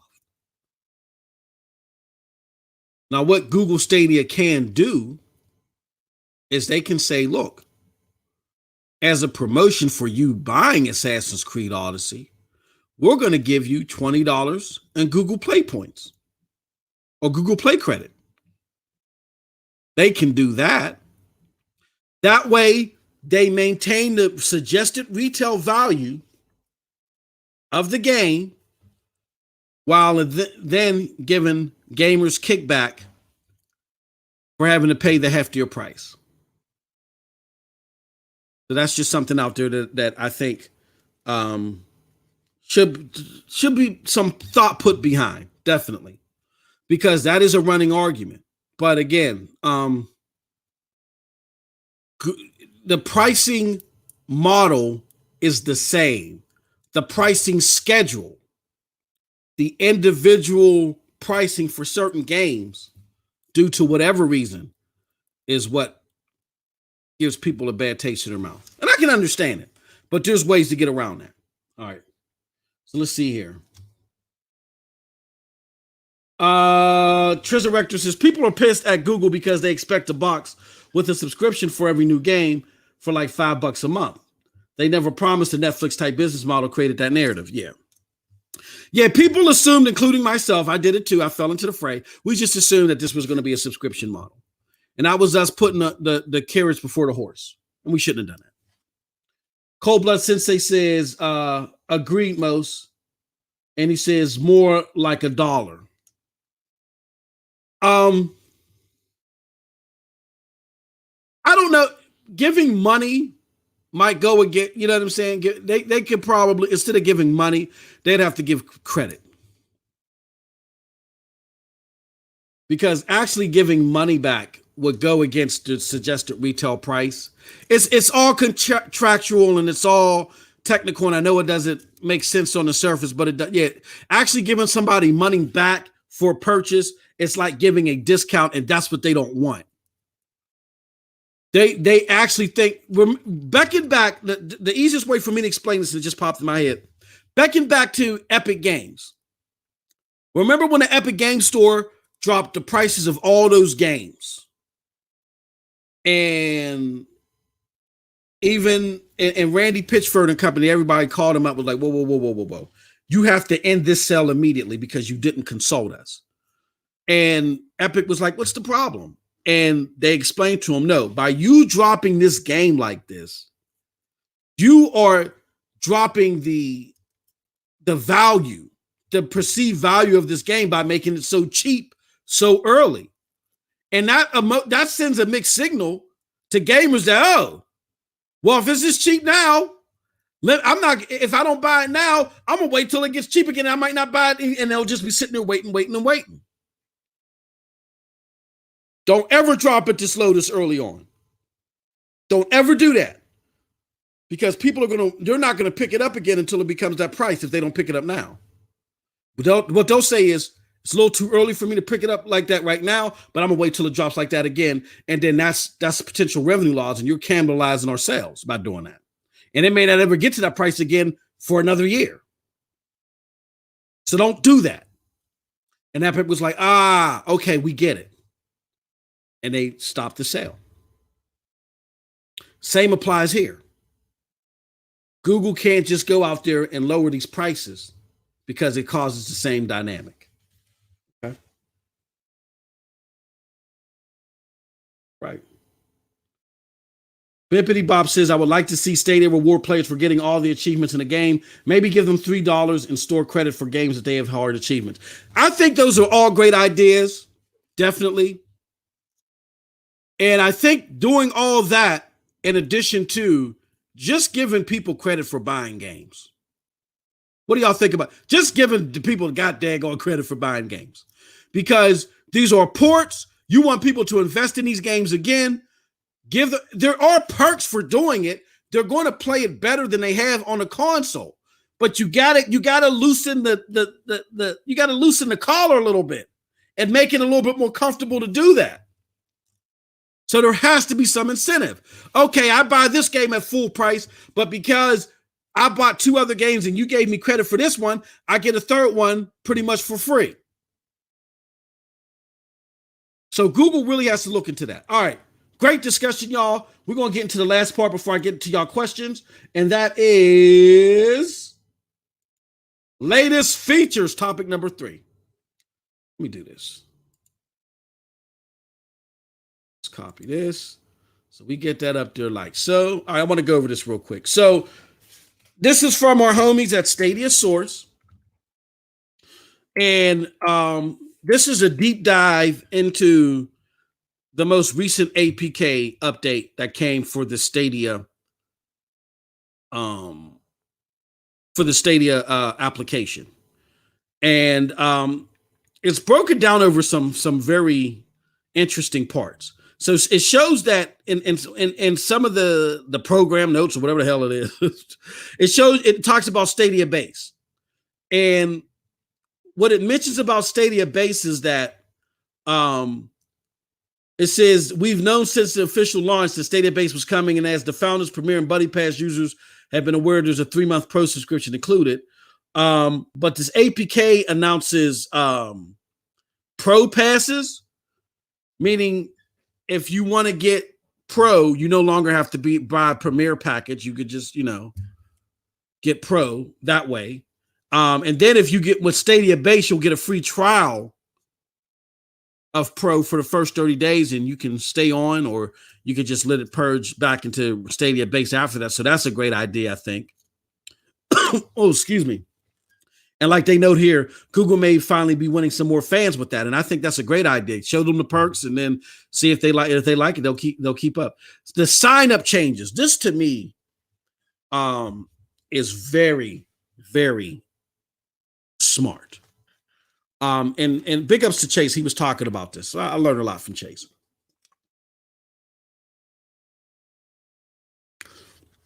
We have seen a very unpopular method being utilized by Nividia Geforce. What Nividia Geforce proposes is that whether you're paying to utilize their service or not, they're going to boot you out at some point in time. They're going to boot you out. And to me, if I'm paying for a cloud streaming service and that's my primary way to game, and you're advertising it as my primary way to game, Introducing cutoffs into the equation is a non-starter. Like, and that's where I say comparing this to Stadia is a farce. Not saying that GFN isn't good, but GFN, as far as a sole gaming solution, is not adequate. If I'm playing Destiny and we're doing a raid, and you know raids can go on for a long time. 6 hours is nothing in a Destiny raid. If we're doing a raid and we need everybody intact on their best game, and I get a message that says 2 minutes left, and because I get booted out, my team loses. Guess who they're not offering the raid? And they say, well, why did you?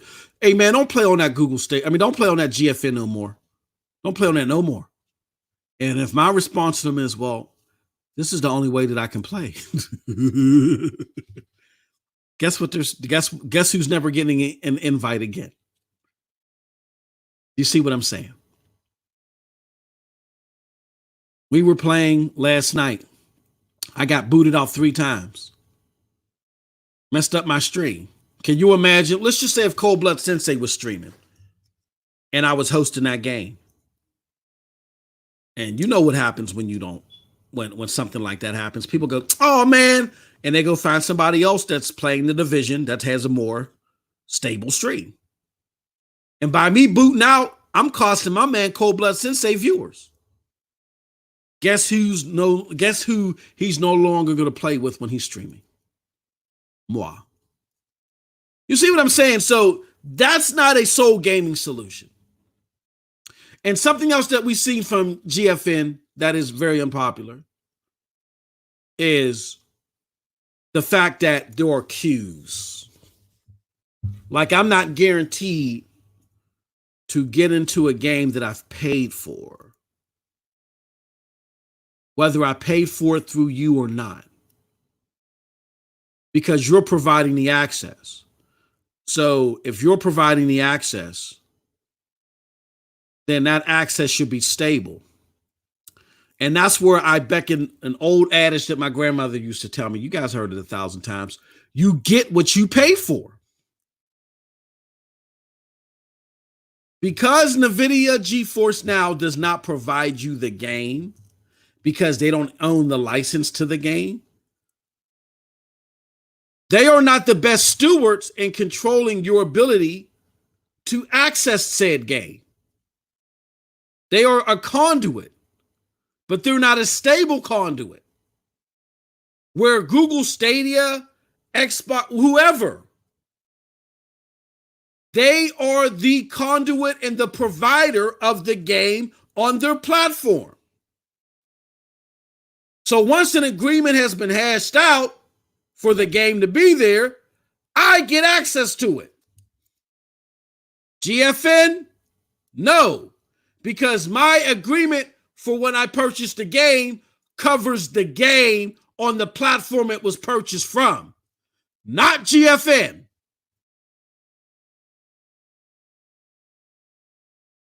And because it doesn't, you have scenarios where, again, people called me and they said, MM2K, I bought Call of Duty, only for it to get yanked a couple days later. What am I going to do? And those just were not pleasant conversations. So understand what you're getting and understand what each service provides. But the reason why I'm bringing all that up is because one of the unpopular things with GFN is the fact that I could be paying for your service on top of what I paid for the game, and I have to wait to access the thing that I paid for.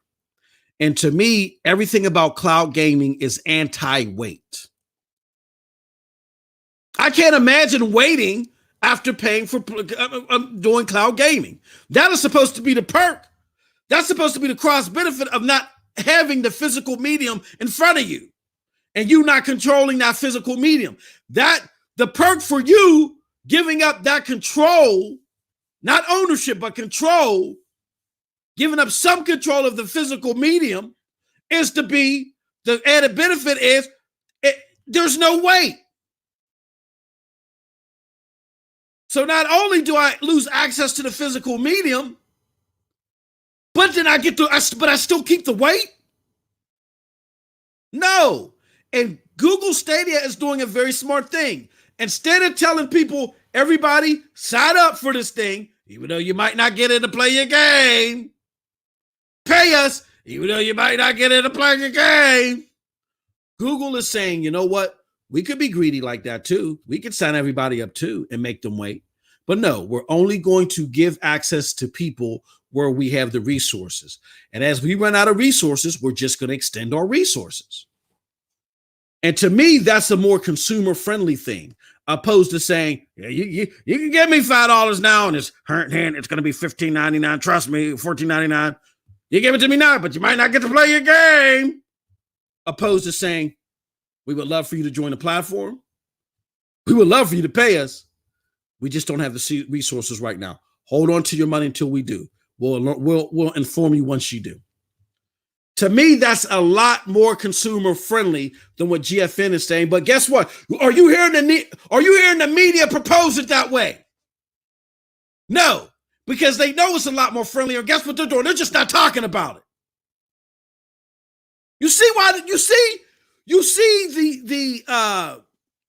the hypocritical stance that they take. This clearly is a more consumer friendly stance, but they just don't want to announce it. You see why I attack them the way that I do? Because somebody has to stop. They have to stop. They have to be stopped. And people have to know the truth. Would you not rather know, hey, look, I'm paying for this service, so I may not get access to my game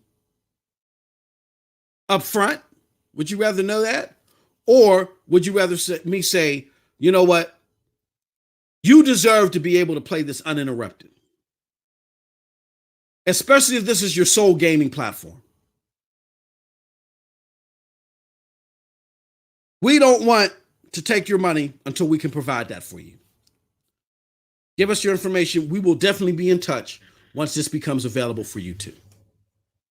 And this is Google. They're going to move rapidly to extend data centers.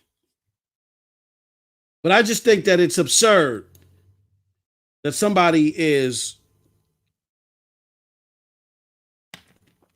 nobody's talking about that aspect of it. I think it's absurd. Zero Games for me has two great comments. He said GFN will soon be $10 or more if it survives. And he also says, Zero Games for me, they also say GFN is too much hassle compared to Stadia. Yeah. Where I will give, and before we move on, because we've talked about this a billion times over, even though those are great points, Zero Games for me. I'm not saying that to you. I'm just saying that for myself. I got to remind myself, stop repeating yourself, MM2K, stop repeating yourself. GFN has its benefits. We did this in the presentation. It's great as an add-on service, like if you just plan the cloud game temporarily, or if you want to use it for streaming to a degree. Because there's a 6-hour cutoff, if you're serious about streaming, it might not be a feasible option. Because after getting cut off for 6 hours, if this thing gets popular and they can't upgrade their server racks fast enough, then even though you're supposed to get priority service, you might get bumped off after that 6 hours and can't get in for another 5-10 minutes. That's going to kill your stream.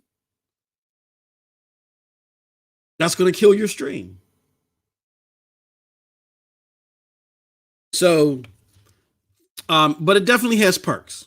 We've gone over those perks. But if you want hassle-free as far as download, if you want quick, snappy, consistent gaming, no matter where you game at with the platform, no. GFN is great when you're on the desktop. You want to game in spurts. That's its clear benefit. All right. So, in regards to that, here goes something else I wanted to show you guys. Link. Oh, there was some more. Okay, no, you know what? The Pro Passes. Speaking of Stadia Pro is also additional method of gaining access to Pro. Yep. And family sharing was something else that was brought up too. Now, it seems like that with family sharing, it's going to work the same way Steam works, which I don't like Steam's family sharing. The way family sharing works with Steam is only one person can play the game at a time. So yeah, if you want to play the game, I call it splintered family sharing. And I'm sorry, Google. Look, I love you, and I get it. There's agreements with companies that you got, and you're going to have to work your way up to be able to do this a little bit more once the process gets more profitable, and at least you're putting something out there. I get it, but right now it's called, this is the splintered family sharing. Because I game with my son. When I buy a game, he wants that game too, so we can play together. But if we're a splintered family,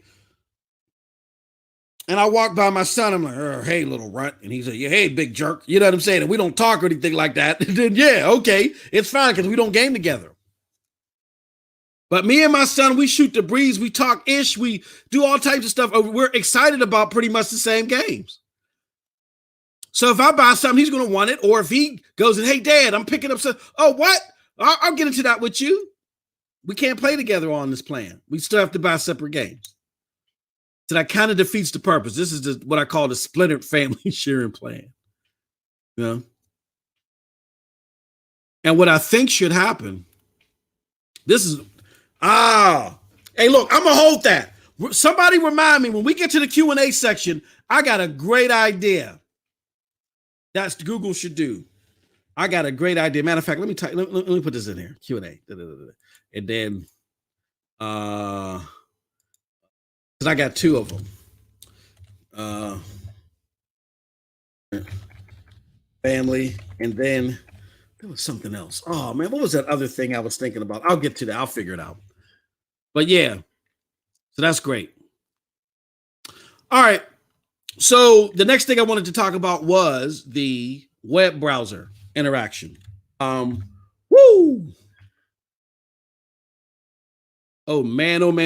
I've had the opportunity to experience this. This is also via Stadiasource.com.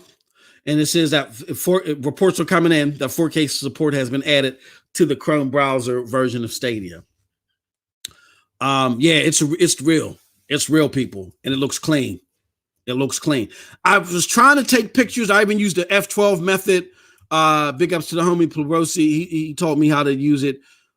It doesn't do the capture justice, even though it still looks nice to me. I had big ups to the homie, the real master. He said, that looks ugly. The real master is PC Master Race. No, but I thought it's cool. But no, when you see it 1v1, and mind you, my 4K gaming monitor doesn't have HDR. I ain't got it like that. You talking about at least $1,600 for a 4K monitor with real HDR. It ain't happening like that. I can't. Hey, look, I can't steal my wife's big credit card to get that. You know what I'm saying? So even without HDR, it still looked great.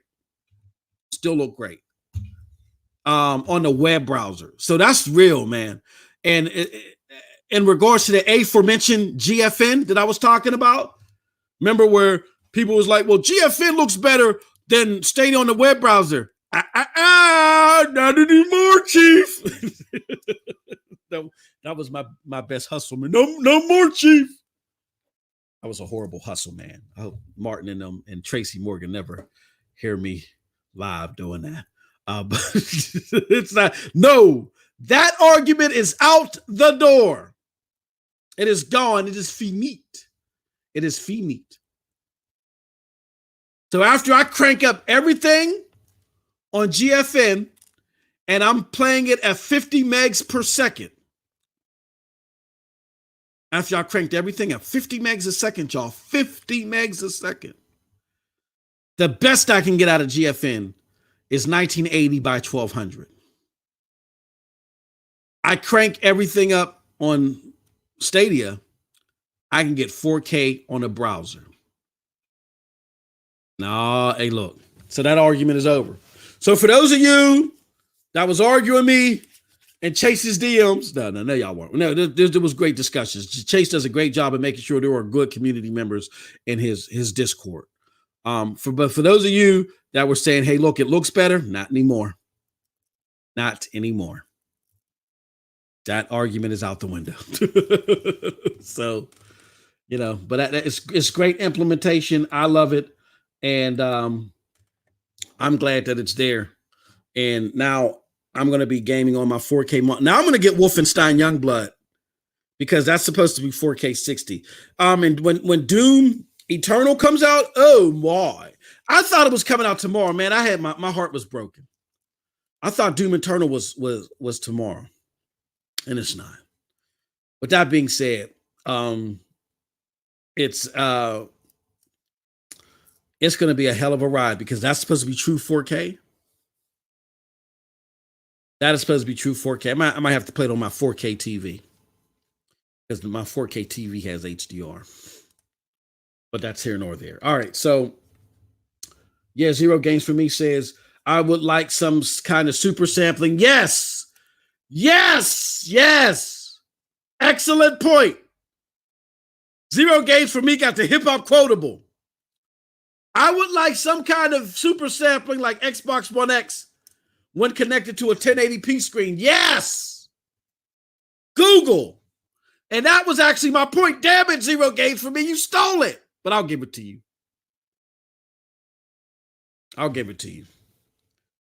1440p super sample. That's actually damn you Zero Games for Me. I'm gonna give you a 3 podcast show ban though. To 1440p super sample. That was my other point. But yes, Google. I don't know if the technology is possible, but let's just say if I selected quality mode, which is the top tier mode, and I'm gaming on a 1440p monitor, Google, I need you to ensure that some type of super sampling is enabled. So I get all them quality stream content, but it's just scaled, it's crunched down, it's super sampled, rather, to 1440p. That would be phenomenal. And that's something that I really think would be groundbreaking in a lot of ways. So you definitely need that. Zero Games for Me got the hip-hop quotable for the day. I won't ban you. No, I'm just joking. Here's what I will do, though. You see, we live. Zero Games for Me. Because you did that. Guess what, homie? You have become a mod for stealing my material, though. But no, you get it. Zero Games for Me gets it. Great point.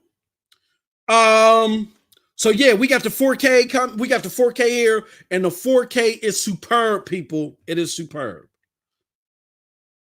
Stadia Weekly. Stadia Weekly. Hold on. Are you? Yeah, Stadia Weekly. You should be a mod as well. You are. Stadia Weekly. Please drop your chat, or everybody link. Right click, and select. Now I'm gonna do it because I know you ain't gonna do it. I wanted you to do it last time. So your channel. Because we highlight all Stadia content creators here.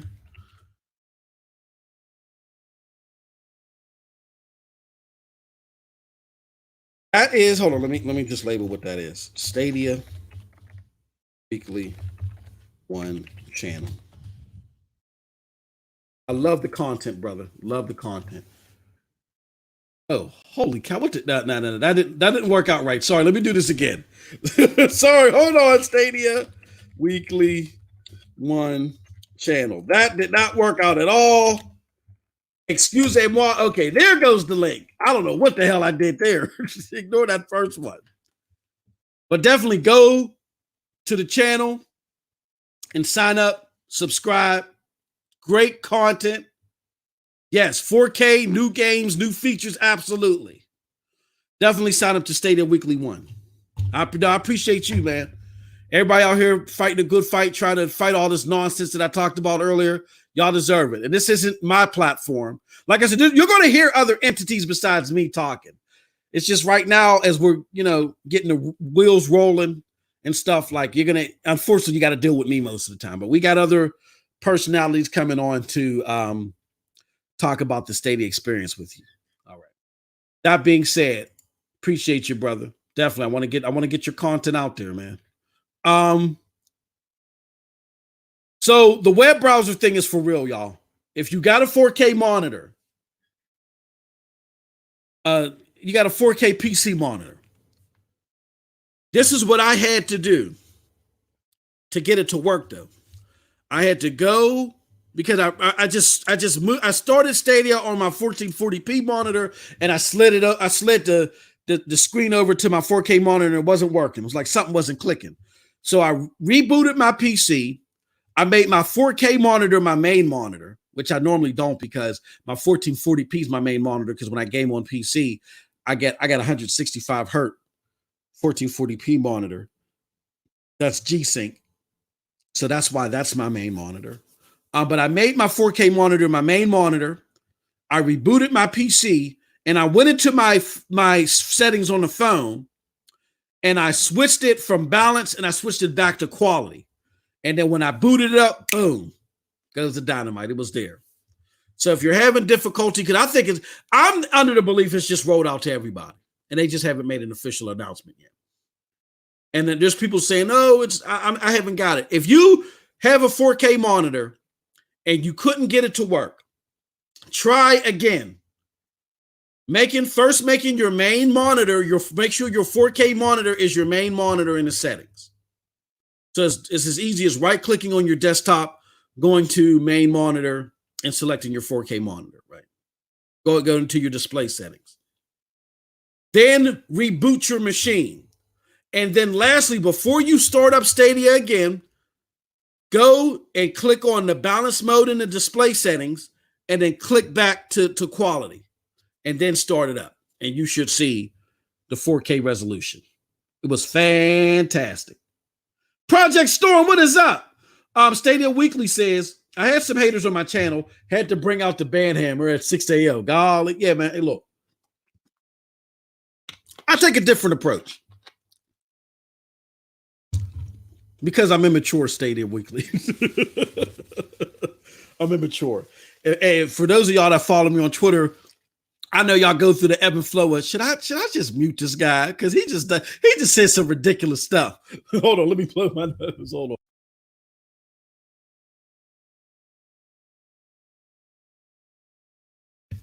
And I get it. I'm very self-aware. If you just want the Stadia news and you don't want all my console war stuff, just go and follow Stadia Dosage. Even though I'm a lot more active on my MM2K, I always make sure throughout the day that I go in and I recirculate some of the more important and less salacious stuff. But if you don't mind it, yeah, I go through the whole gambit. Because here's what happens. I'm in DMs with a lot of your favorite YouTubers, and that's all I hear is Stadia hate. I get it 24/7. 24/7. And I don't shy away from it. It gets to the point to where sometimes they don't even want to bring up when they should be bringing up Stadia, and they're talking around and stuff. They don't want to bring it up because they don't want to hear my mouth. It's got that bad for them. David versus Goliath. I beat them all to a pulp because they don't know their facts. They just bloviate stuff from a YouTuber that ain't factual. And then when I hit them with the facts, and I always hit them with the silence, you know what I'm saying? After I beat their kneecaps off. And so what y'all don't see is, and I know this sounds very immature, but y'all don't see them picking on me in the DMs. So what do? I take my issues to the front and center. I take it to the stage.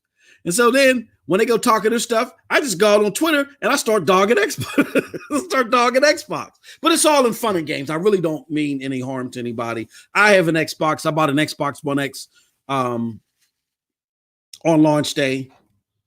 I bought it on launch day. I am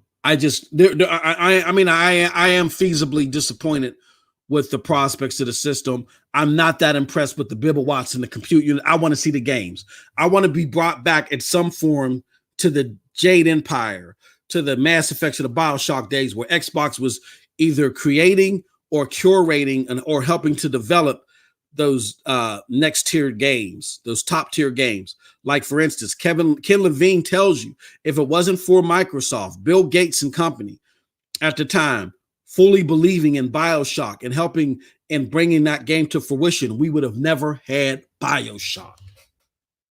And as a gamer that loves that game, that puts that at the top of my list of one of my favorite games since the turn of the century, if not my favorite game since the turn of the century, I can't imagine a gaming world without BioShock. I can't imagine it.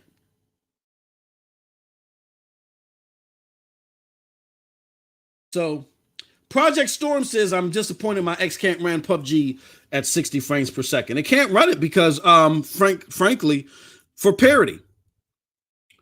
They could have got it at 60 frames. They couldn't get it at 60 frames on the S. They scrapped it for parity. And that's the same thing you're going to run into parity issues with the Series X. Because of parity issues, you're going to get scenarios to where you're not going to see gameplay implementation because they're still they're trying to develop games across the board, at least on the first party side. They're trying to develop games across the board that can be played on 8-year-old hardware. And to me, that's silly. It defeats the purpose of getting the new $500, $600 hardware to me. All right, y'all. So, and lastly, what I want to talk about, and I talked about the picture share. So the picture share is available as well too. You got to go to your Google Chrome, open up Stadia, and then you can download each pic from there. But the last thing that I wanted to talk about is the games.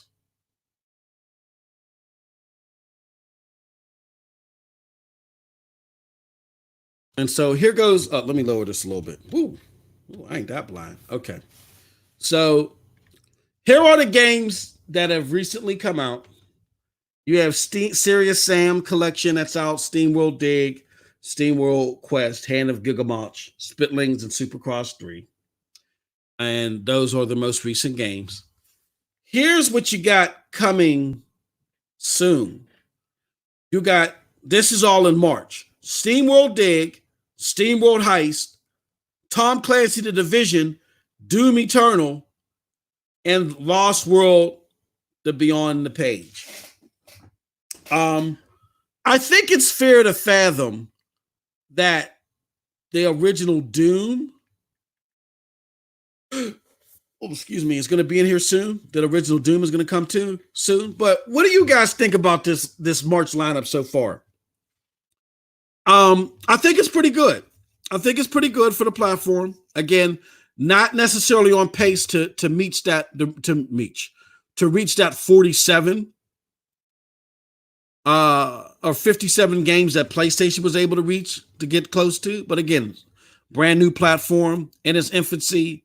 So again, so far that have been announced in March, we got Serious Sam. We got 1, 2, 3. We got Serious Sam, SteamWorld Dig, and SteamWorld Quest. 1, 2, 3, 4, 5, 6, 7, 8. We got 8 games so far coming in March. 2 games a week. Not a bad ratio. If you think about it, that's 2 new games a week coming to the platform. Not bad. Not bad.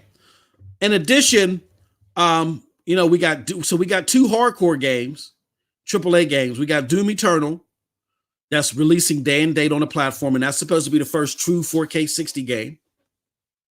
And then we got Tom Clancy's The Division 2. Now people may say the base game is an older game, but it has this new expansion that a lot of people are loving. They're loving this New York expansion. I forgot what it's called, the Warhammer expansion or something like that. It's getting rave reviews. So that makes it like an enhanced game. So we're getting 2 games a week, and out of those 2 times 4, which equals 8 games. Out of those 8 games that have been announced so far, 2 of them are hardcore games, and we don't know everything that's coming. We don't know. I think that's pretty good. And The Lost Words is critically acclaimed. It has 6 awards. Hasn't even been released yet. So this is definitely a good grab and says something to the people that tried to write that crazy article about Google Stadia not getting quality dev games, indie games. Like, that's absurd to me. How do you say something like that when Lost Words has 6 awards before it even released? And then look at this, y'all. Farming Simulator. Is that considered indie? I think that's considered indie, right? They said that they made money. Right? And Guilt, I don't think Guilt got a fair leg. I haven't talked to anybody that has played Guilt that was like, nah, it was okay. Everybody that I know that have played Guilt, they was like, oh man, that was pretty damn good. The Stadia haters and the Stadia likers all in one. I've never heard anybody say anything bad about Guilt. However, Metacritic, I think maybe 10 people rated Guilt and it ended up with a 68 or something like that. So I don't think Guilt got a fair shake. So you have quality indie games that are either on the title or on the platform, or definitely more so coming to the platform. I don't get why they think they can get away with that stuff. Project Storm said Guild is stupid good. I loved it. Yeah, I've heard. I know. Look, I'm not going to put anybody's names out there. I know people. I do know people. I would be lying if I said everybody that I know loves Stadia. So all the people that are out in the media, they're lying about, Stadia not being any good. Look, that's subjective. There are people that I know that hate Stadia, and they have it. They legitimately have it. They just hate it. The most common reason is just the simple fact that it's the games. It's the games. I don't want to be paying again for these games that I've already beat, or I'm playing in abundance elsewhere. And to them, the 60 frames per second isn't a big enough perk. They're more attached to their lineup than they are the performance. And hey, if you like it, I love it. To each his own. That's fine.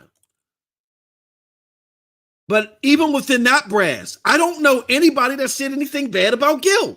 I don't know anybody, or even lukewarm. I don't know anybody that was lukewarm about Guild. That is the type of stuff that makes the media, the gaming media, such a farce when it comes to Google Stadia. So, but yeah, great developments, great time, and this is just the beginning, y'all. Just the beginning of what we're going to see with this platform. Like I said, Phil Harrison, for those of you that don't know, we're going to go to Q&A. For those of you that don't know, Phil Harrison has been erroneously labeled with this meme.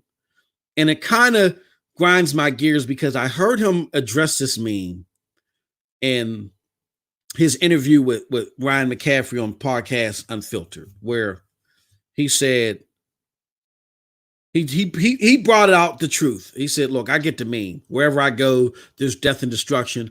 The fact of the matter is that I was part of the original 40 people that were part of the place that created the PlayStation. I was a part of the original 40 people. My stint, let's stick with PlayStation for a little bit. While I was at PlayStation for the PlayStation 3, where I became a little bit more visible to the general public, I was part of the brass that was warning them about the $600 price tag, and I was warning them to not paying close enough attention to Xbox 360.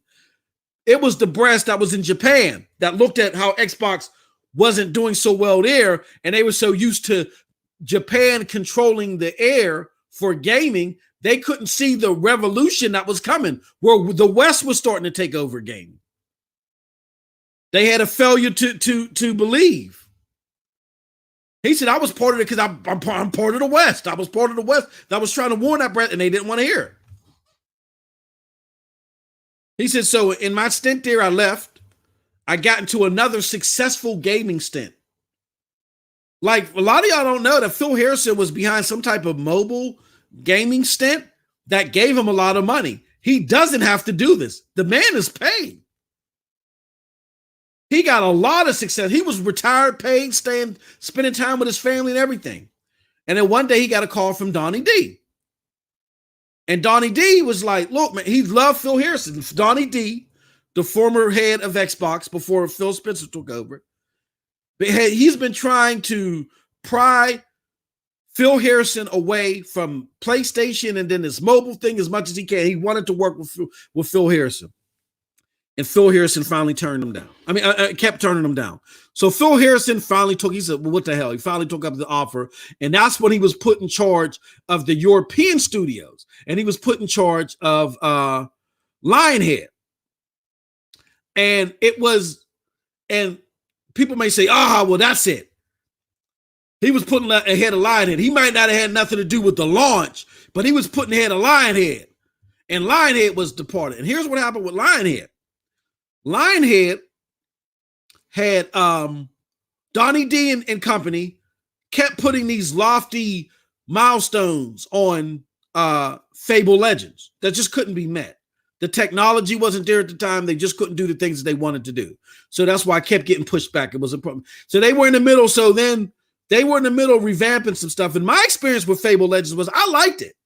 I didn't care for any of the launch titles for Xbox. They didn't do nothing for me except for the demo for Fable Legends. I liked it, and I don't like Fable games normally.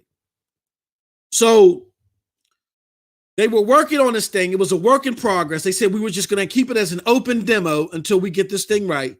And then all of a sudden, Phil Spencer comes in and they axe it. And once they axed that, he said, look, this is a new regime. I can't get jiggy with this ish. I'm going. I'm paid. I'm great. I'm going. And he went home until he again got tapped by Google to handle Stadia. So the memes about Phil Harrison are wrong. And I said all that to say this. Phil Harrison has hardcore roots and hardcore pedigree with PlayStation. He was one of the original 40 people that helped bring the PlayStation to fruition. Okay. He has experience at Xbox, so he understands, and he's worked closely with Donnie D, someone that has some veracity about hardcore games.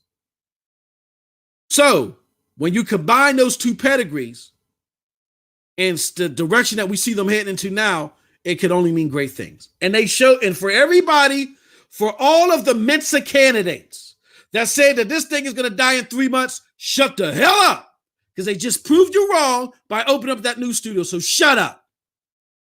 And that's it. So let's go on to questions and answers. But okay, so this is the Q&A section, right? And I want to do a little bit different.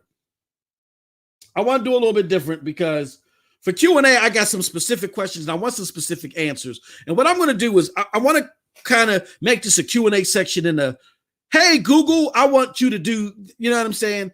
Because what I want to do is create an open dialogue of things that we may want to see from the platform or things that we may want to see progress that we already know what's coming, and put it in a format to where if somebody from Google is watching, hey, this is what we're doing this for. You know what I'm saying? And look, I normally don't care what y'all say in the chat. I don't care what y'all say.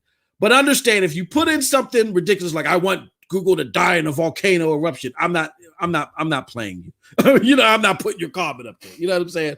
It's just this is a serious time to really, and then I'm not saying you can't be harsh. You can be harsh and direct, and if it's a critical thing to say, I don't like the way that you guys do this. I would prefer if you did XYZ. That's fine. But if you put something ridiculous up there, it's not going to be part of this section. Pretty much. So Stadia Weekly says that was one of the good things they said on my channel was, when was Guild ever a hit? I was like, right now. So here's one of the things that I wanted to bring up is What is the biggest implementation that you want to see from Stadia? Think about it. In all serious answers, whether they're critical or not, what is the biggest implementation that you want to see from Stadia? I'm going to say right now in this podcast, I have two. I'll go over the first one. The first one is I really want to see that splintered family share go away. And I get it. It's complicated. I know Google. I'm not trying to make light of the situation. I completely understand the complexity behind it. But what I would try to do in some type of flow chart, in some running flow chart, even if it doesn't take flight, like in your project planning, is for someone to keep an eye out on your family share. If y'all can make it to where at least two people can play a particular game at once, that could go a long way. Or if you have Stadia Pro, how about that? If you have Stadia Pro, your family share plan allows two people to play the game more than one at a time.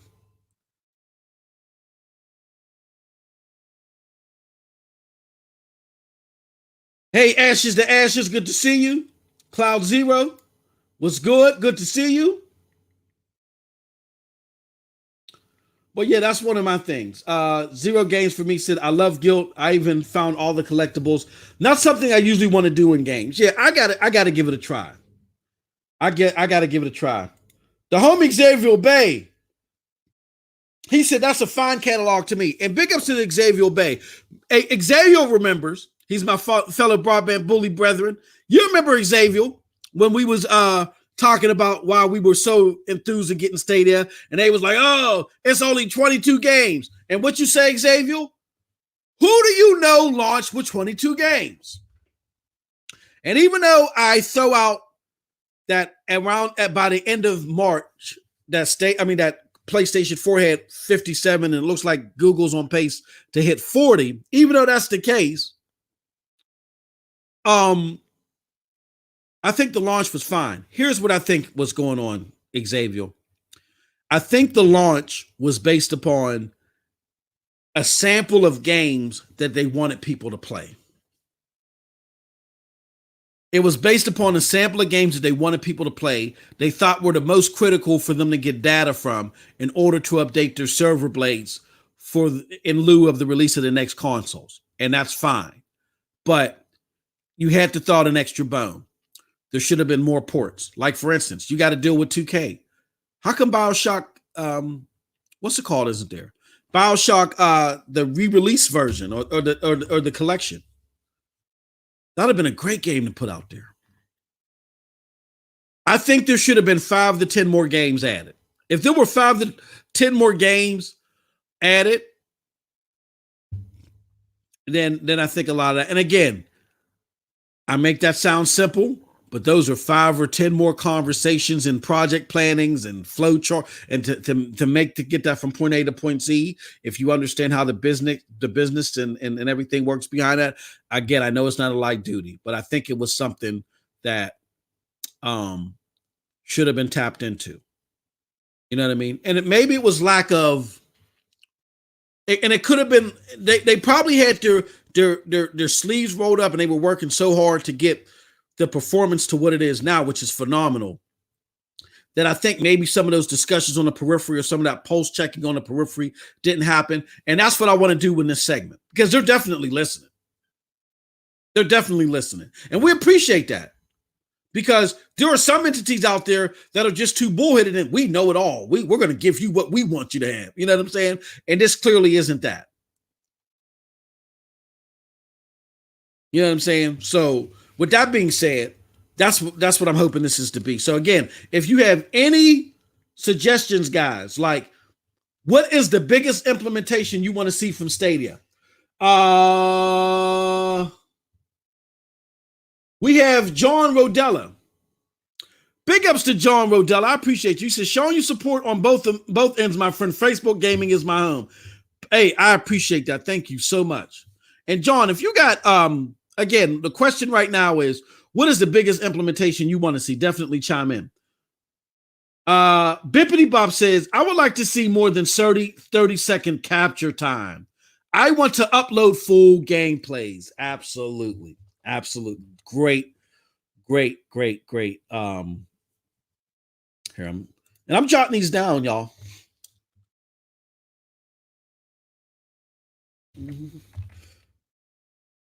30-second captures. Yeah. No, I Bippity, that's excellent. Yeah, because I want to be look, this thing looks good and people need to see it. That's how the ground game is won. It's important for Google to understand that's how the ground game is won. The ground game is won by people showing off pics. Like when I was playing God of War, when I still had the little bit of Xbox in me and I was playing God of War, and I was like, dang, man, I haven't gotten this feeling from any Xbox game I'm getting from God of War. And I remember when, I don't know what monster that was, when you go into the death world and way in the back, there's that monster. It's the bird thing that's just sitting there chilling, looking at you, right? It's just chilling, looking at you like, I see you. And if you want something, you can get it. You know what I'm saying? I was like, whoa, I thought that was so dope. I took so many pictures of that and put that out there. And man, with my Xbox friends, they were mad. You know what I'm saying? But it had more people chiming in. Oh, that looks dope. That's God of War. Like, yeah, like really, like homies really sitting there perched back there. Like, yo, if you want it, you can get it. I'm like, okay, all right. I can dig this. You know what I'm saying? That's how you win the ground war. That's how people get excited. Even me in my old age talking like I'm crazy. But that's how you get people excited.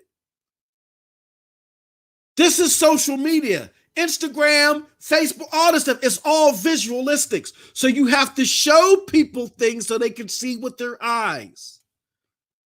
So it's important for Google to understand that. And what Bippity Bob said there is key. More than 30-second capture time. I think that's excellent. Let me see what else we got here. Ashes to Ashes says the 4K on the browser for me was what I was waiting for most. With my setup, I use my 4K TV as a second monitor and just waiting for the update. Now that is here, I'm blown. Absolutely. And that's great. Yeah, we could put in implementations that you guys think was good too, to let them know what's worked well. Yeah, I think that's great. I want to see what the HDR looks like on the browser in 4K. I want to see that, but unfortunately, I don't have HDR on my 4K monitor. Ronell said, spoilers are waiting for God of War Stadia. So, hey, Ronell, serious inquiries only. No, I had to put that up there. I like that.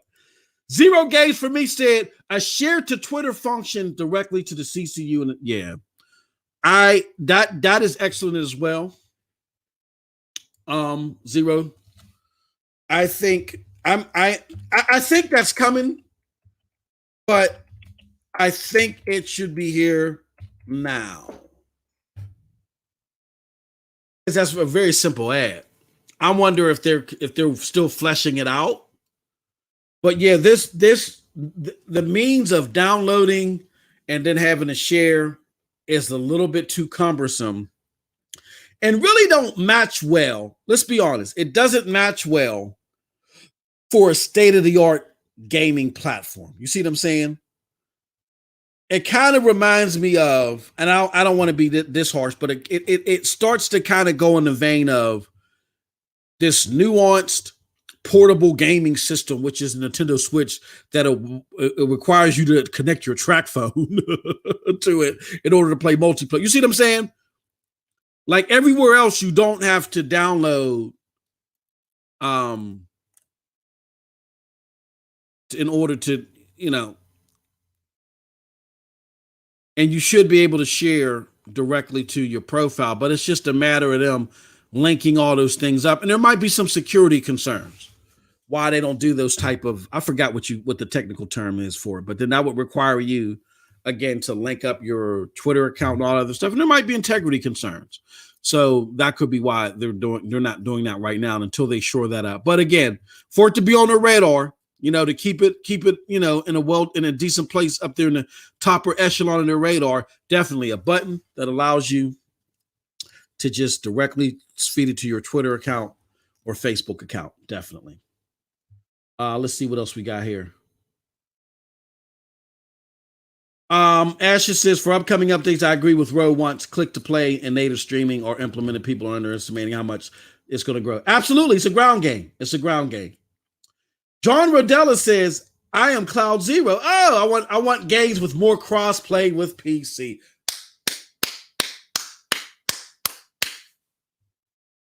Hey, Bippity. No, that was who was that? That was Zero for Games that stole my content. Hey, Zero, he's coming for your hip hop quotable. So Cloud Zero says more crossplay. Yeah.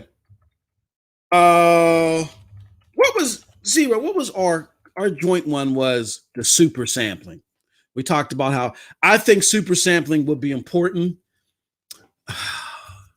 And I'm biased towards it because it's our idea, Zero. But I got to be honest. I think John came with a bigger one. Even though these are all important, these are all being scripted down and written down for the archives. I think the quotable might go to more crossplay with PC. Here's why. It's a dirty game out here. Some of it is despicable, I'll be honest. Some of it is despicable, but that console war or the gaming platform war, whatever you want to call it, it's a serious thing. Prime example, they are destroying Grounded. And some of it is rightfully so, in my opinion, but that's just my opinion. But they're destroying Grounded. They destroyed Bleeding Edge.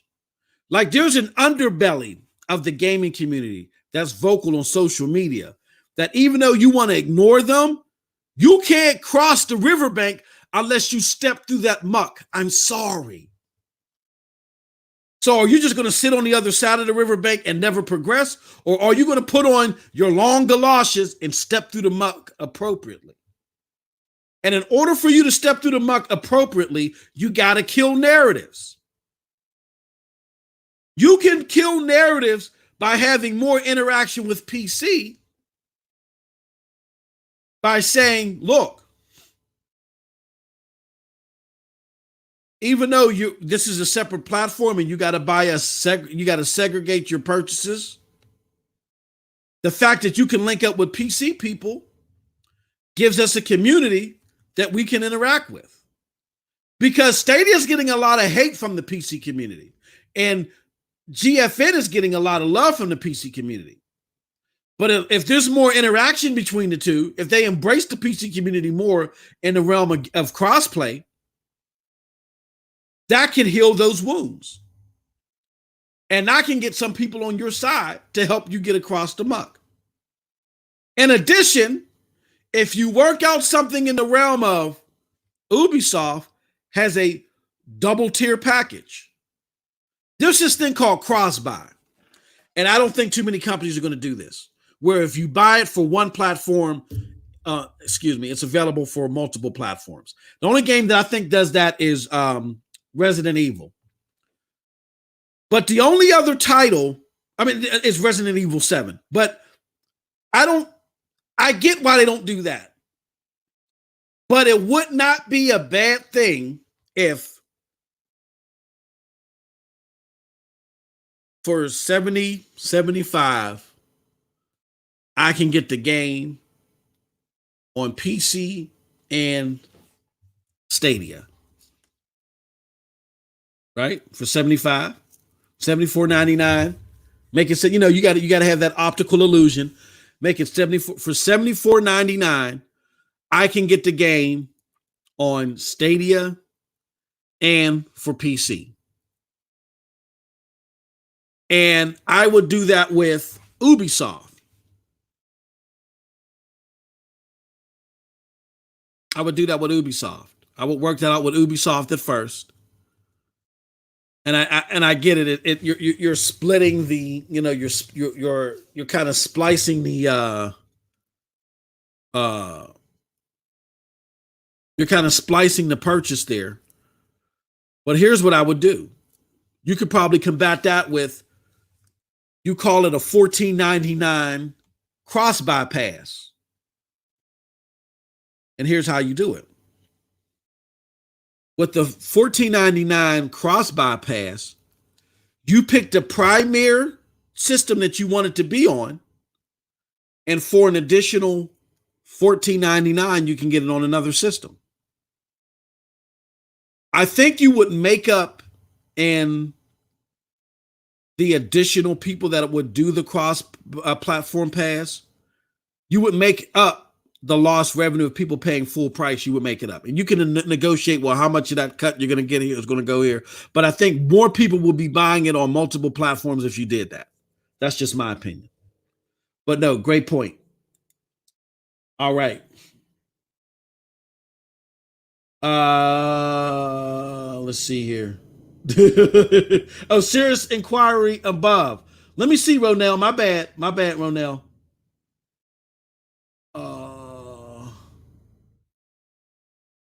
Okay.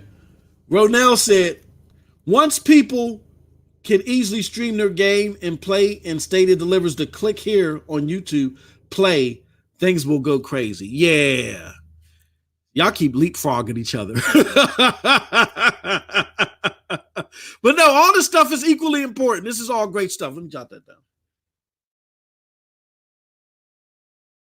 0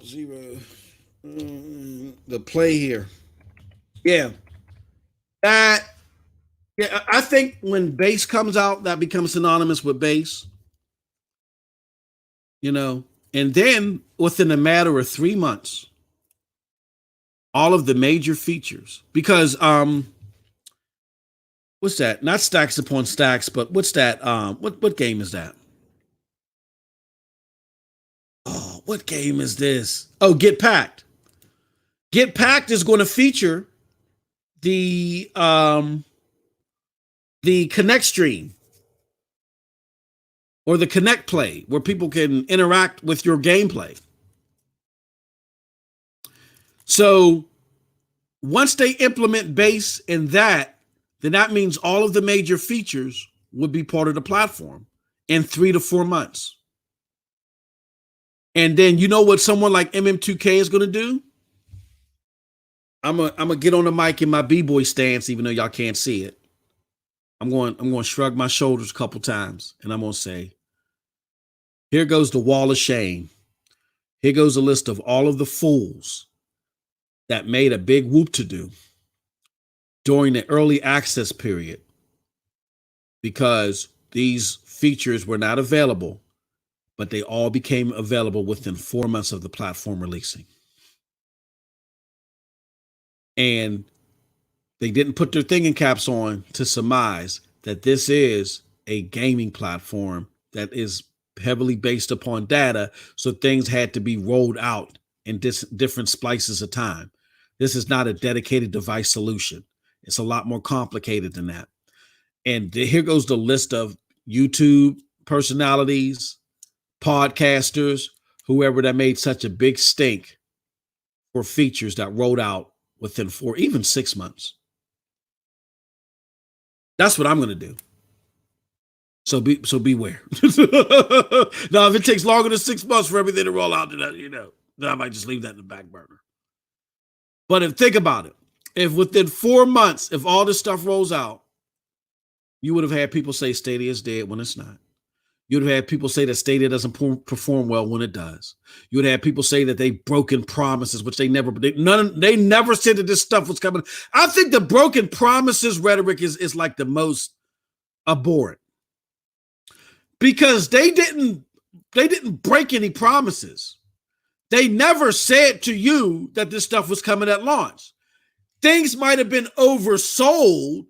Like, I can understand the 4K aspect being oversold, because I was watching GDC 2019 again, and I saw where the people from the developers of Doom Eternal, well, in the time frame that they were talking about 4K, they said, yeah, Doom Eternal is going to be 4K, true 4K 60.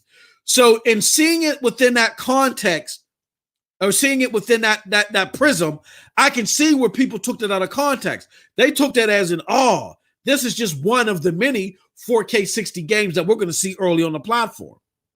So I can understand that. So the 4K thing I can get with. But all this thing about the feet, look, I knew from the get-go that all these features wouldn't be available. These are pretty lofty things.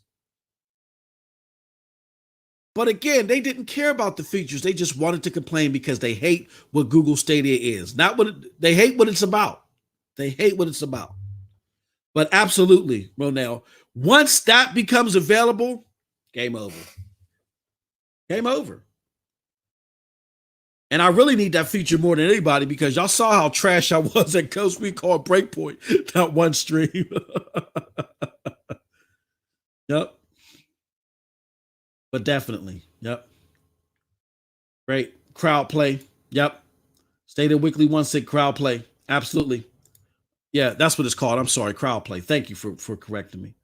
And before we roll out of here, John Rodella says, I find it hilarious that the PlayStation community is making fun of Grounded, but at the same time playing Fortnite on the PlayStation. Well, you know what?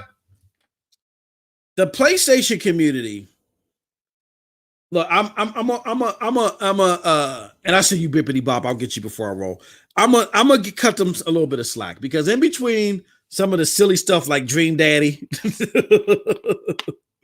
and this new shooter game that looks abysmal, some of this crazy stuff that's coming out there, they got some hard hitters. So I'll give them that. And Bippity Bop says, do you think that it's possible the new Call of Duty Battle Royale is coming to Stadia? It's said to have up to 200 players, but Activision is keeping it quiet. I think anything is possible. Even though the terms haven't been negotiated yet for the public, I think anything is possible. I think, look, if you can get EA, 2K, Bethesda, and the other people that you have on board, Rockstar, if you can get them on board and get them to stay during this rocky period, during the rockier phase, because this was the most hated platform. The media literally tried to kill this thing. They did. And I'm not bloviating, I'm not making this up. The media tried to kill this platform. They tried so unsuccessfully, but they tried. It went beyond dogging because we showed time after time where they lied. We just showed you earlier in the show. They lied. They haven't corrected it. They still haven't corrected their mistakes. Like they are trying to kill this platform. And if those people still stayed after all that, and now that we're reaching a bright spot, sky's the limit. Anything's possible. So yes, I really do think we're going to see Activision on here. We're going to see Call of Duty and Activision on here. And look, it only makes sense. Because this thing is going to grow. Once base becomes available, it's only going to grow. Once they get comfortable numbers out there and they start releasing comfortable stuff, it's only going to grow. And Stadia Weekly says they did.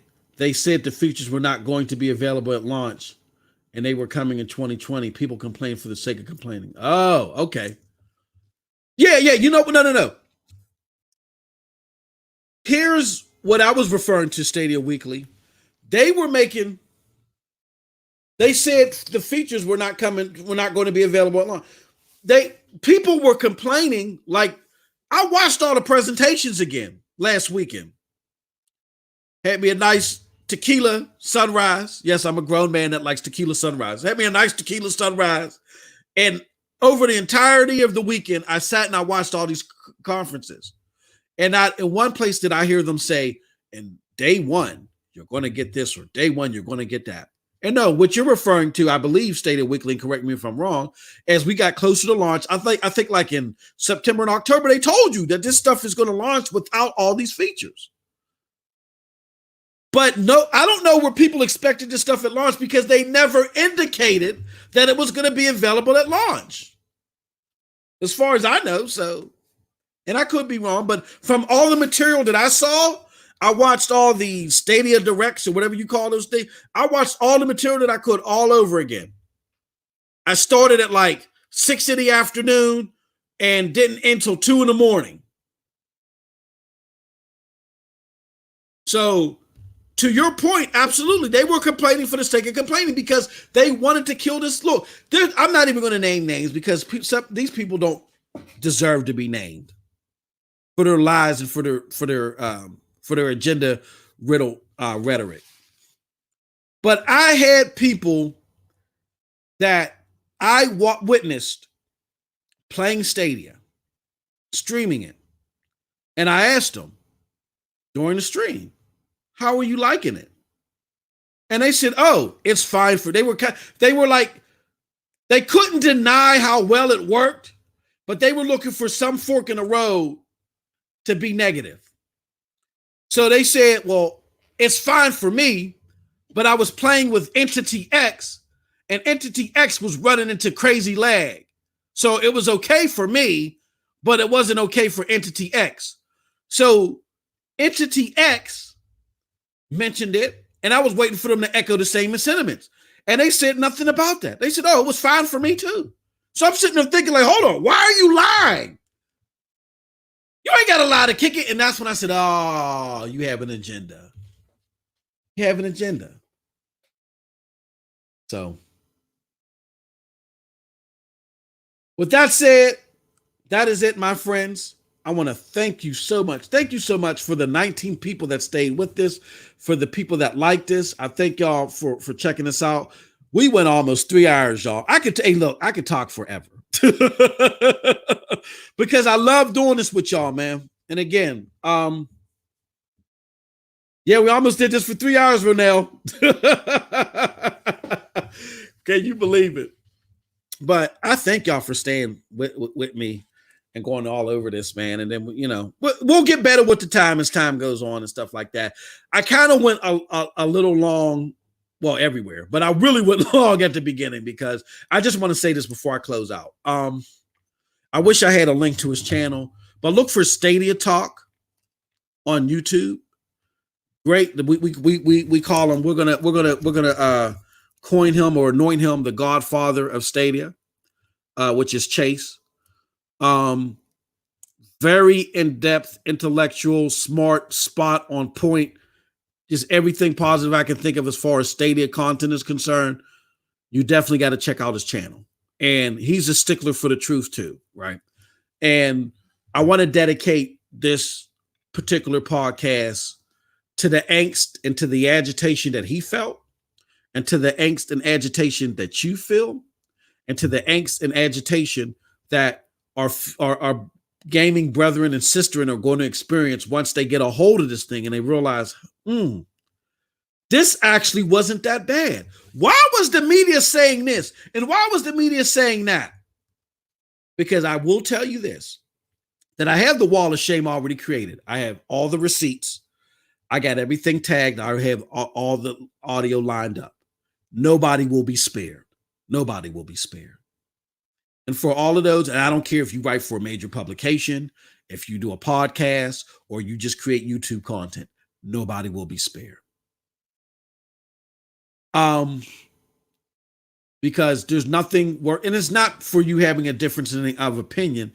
It's because that gamer that I just illuminated, you in a repulsive fashion deceived them and kept them away from an experience they potentially could have enjoyed. Even cost them money. Nobody will be spared. And I could see the pain in my friend Chase's face when he had to deal with a major publication trying the most repulsive thing.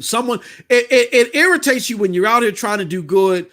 And so it's like, I don't know, it's like, say you're mopping the floor and someone walks across the floor with dirty shoes. That's what it feels like. You're out here trying to do good, trying to inform the public, and here comes this major publication with all of its numbers just mucking through your floor that you just mopped up with reckless abandon. They don't say, I'm sorry, I didn't notice you. They just keep going through with reckless abandon. That's what I think was at the pit. And he could pronounce it better. I think that's what was at the pit of his angst and his anger and his agitation. And I know that's at the pit of your anger and agitation. And I want to let you know that I'm here with you. And we're not going to spare anybody. We're going to make it a deterrent as much as we can for people to do this. But I close out with this. Google.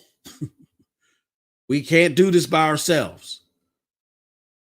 As someone that has been deeply embedded in the Fortune 500 world for 22 plus years, I urge somebody to get on the phone, not try to curtail how they phrase their content, but say, hey, stick to the facts. We're watching. And that's it from your boy MM2K. I hope everybody enjoyed this content. Thank you for enjoying this. I have a lot of fun. And hit that like and share button, subscribe, all that good stuff if you enjoy. And with that said, people, you all have a wonderful, wonderful gaming day. Peace.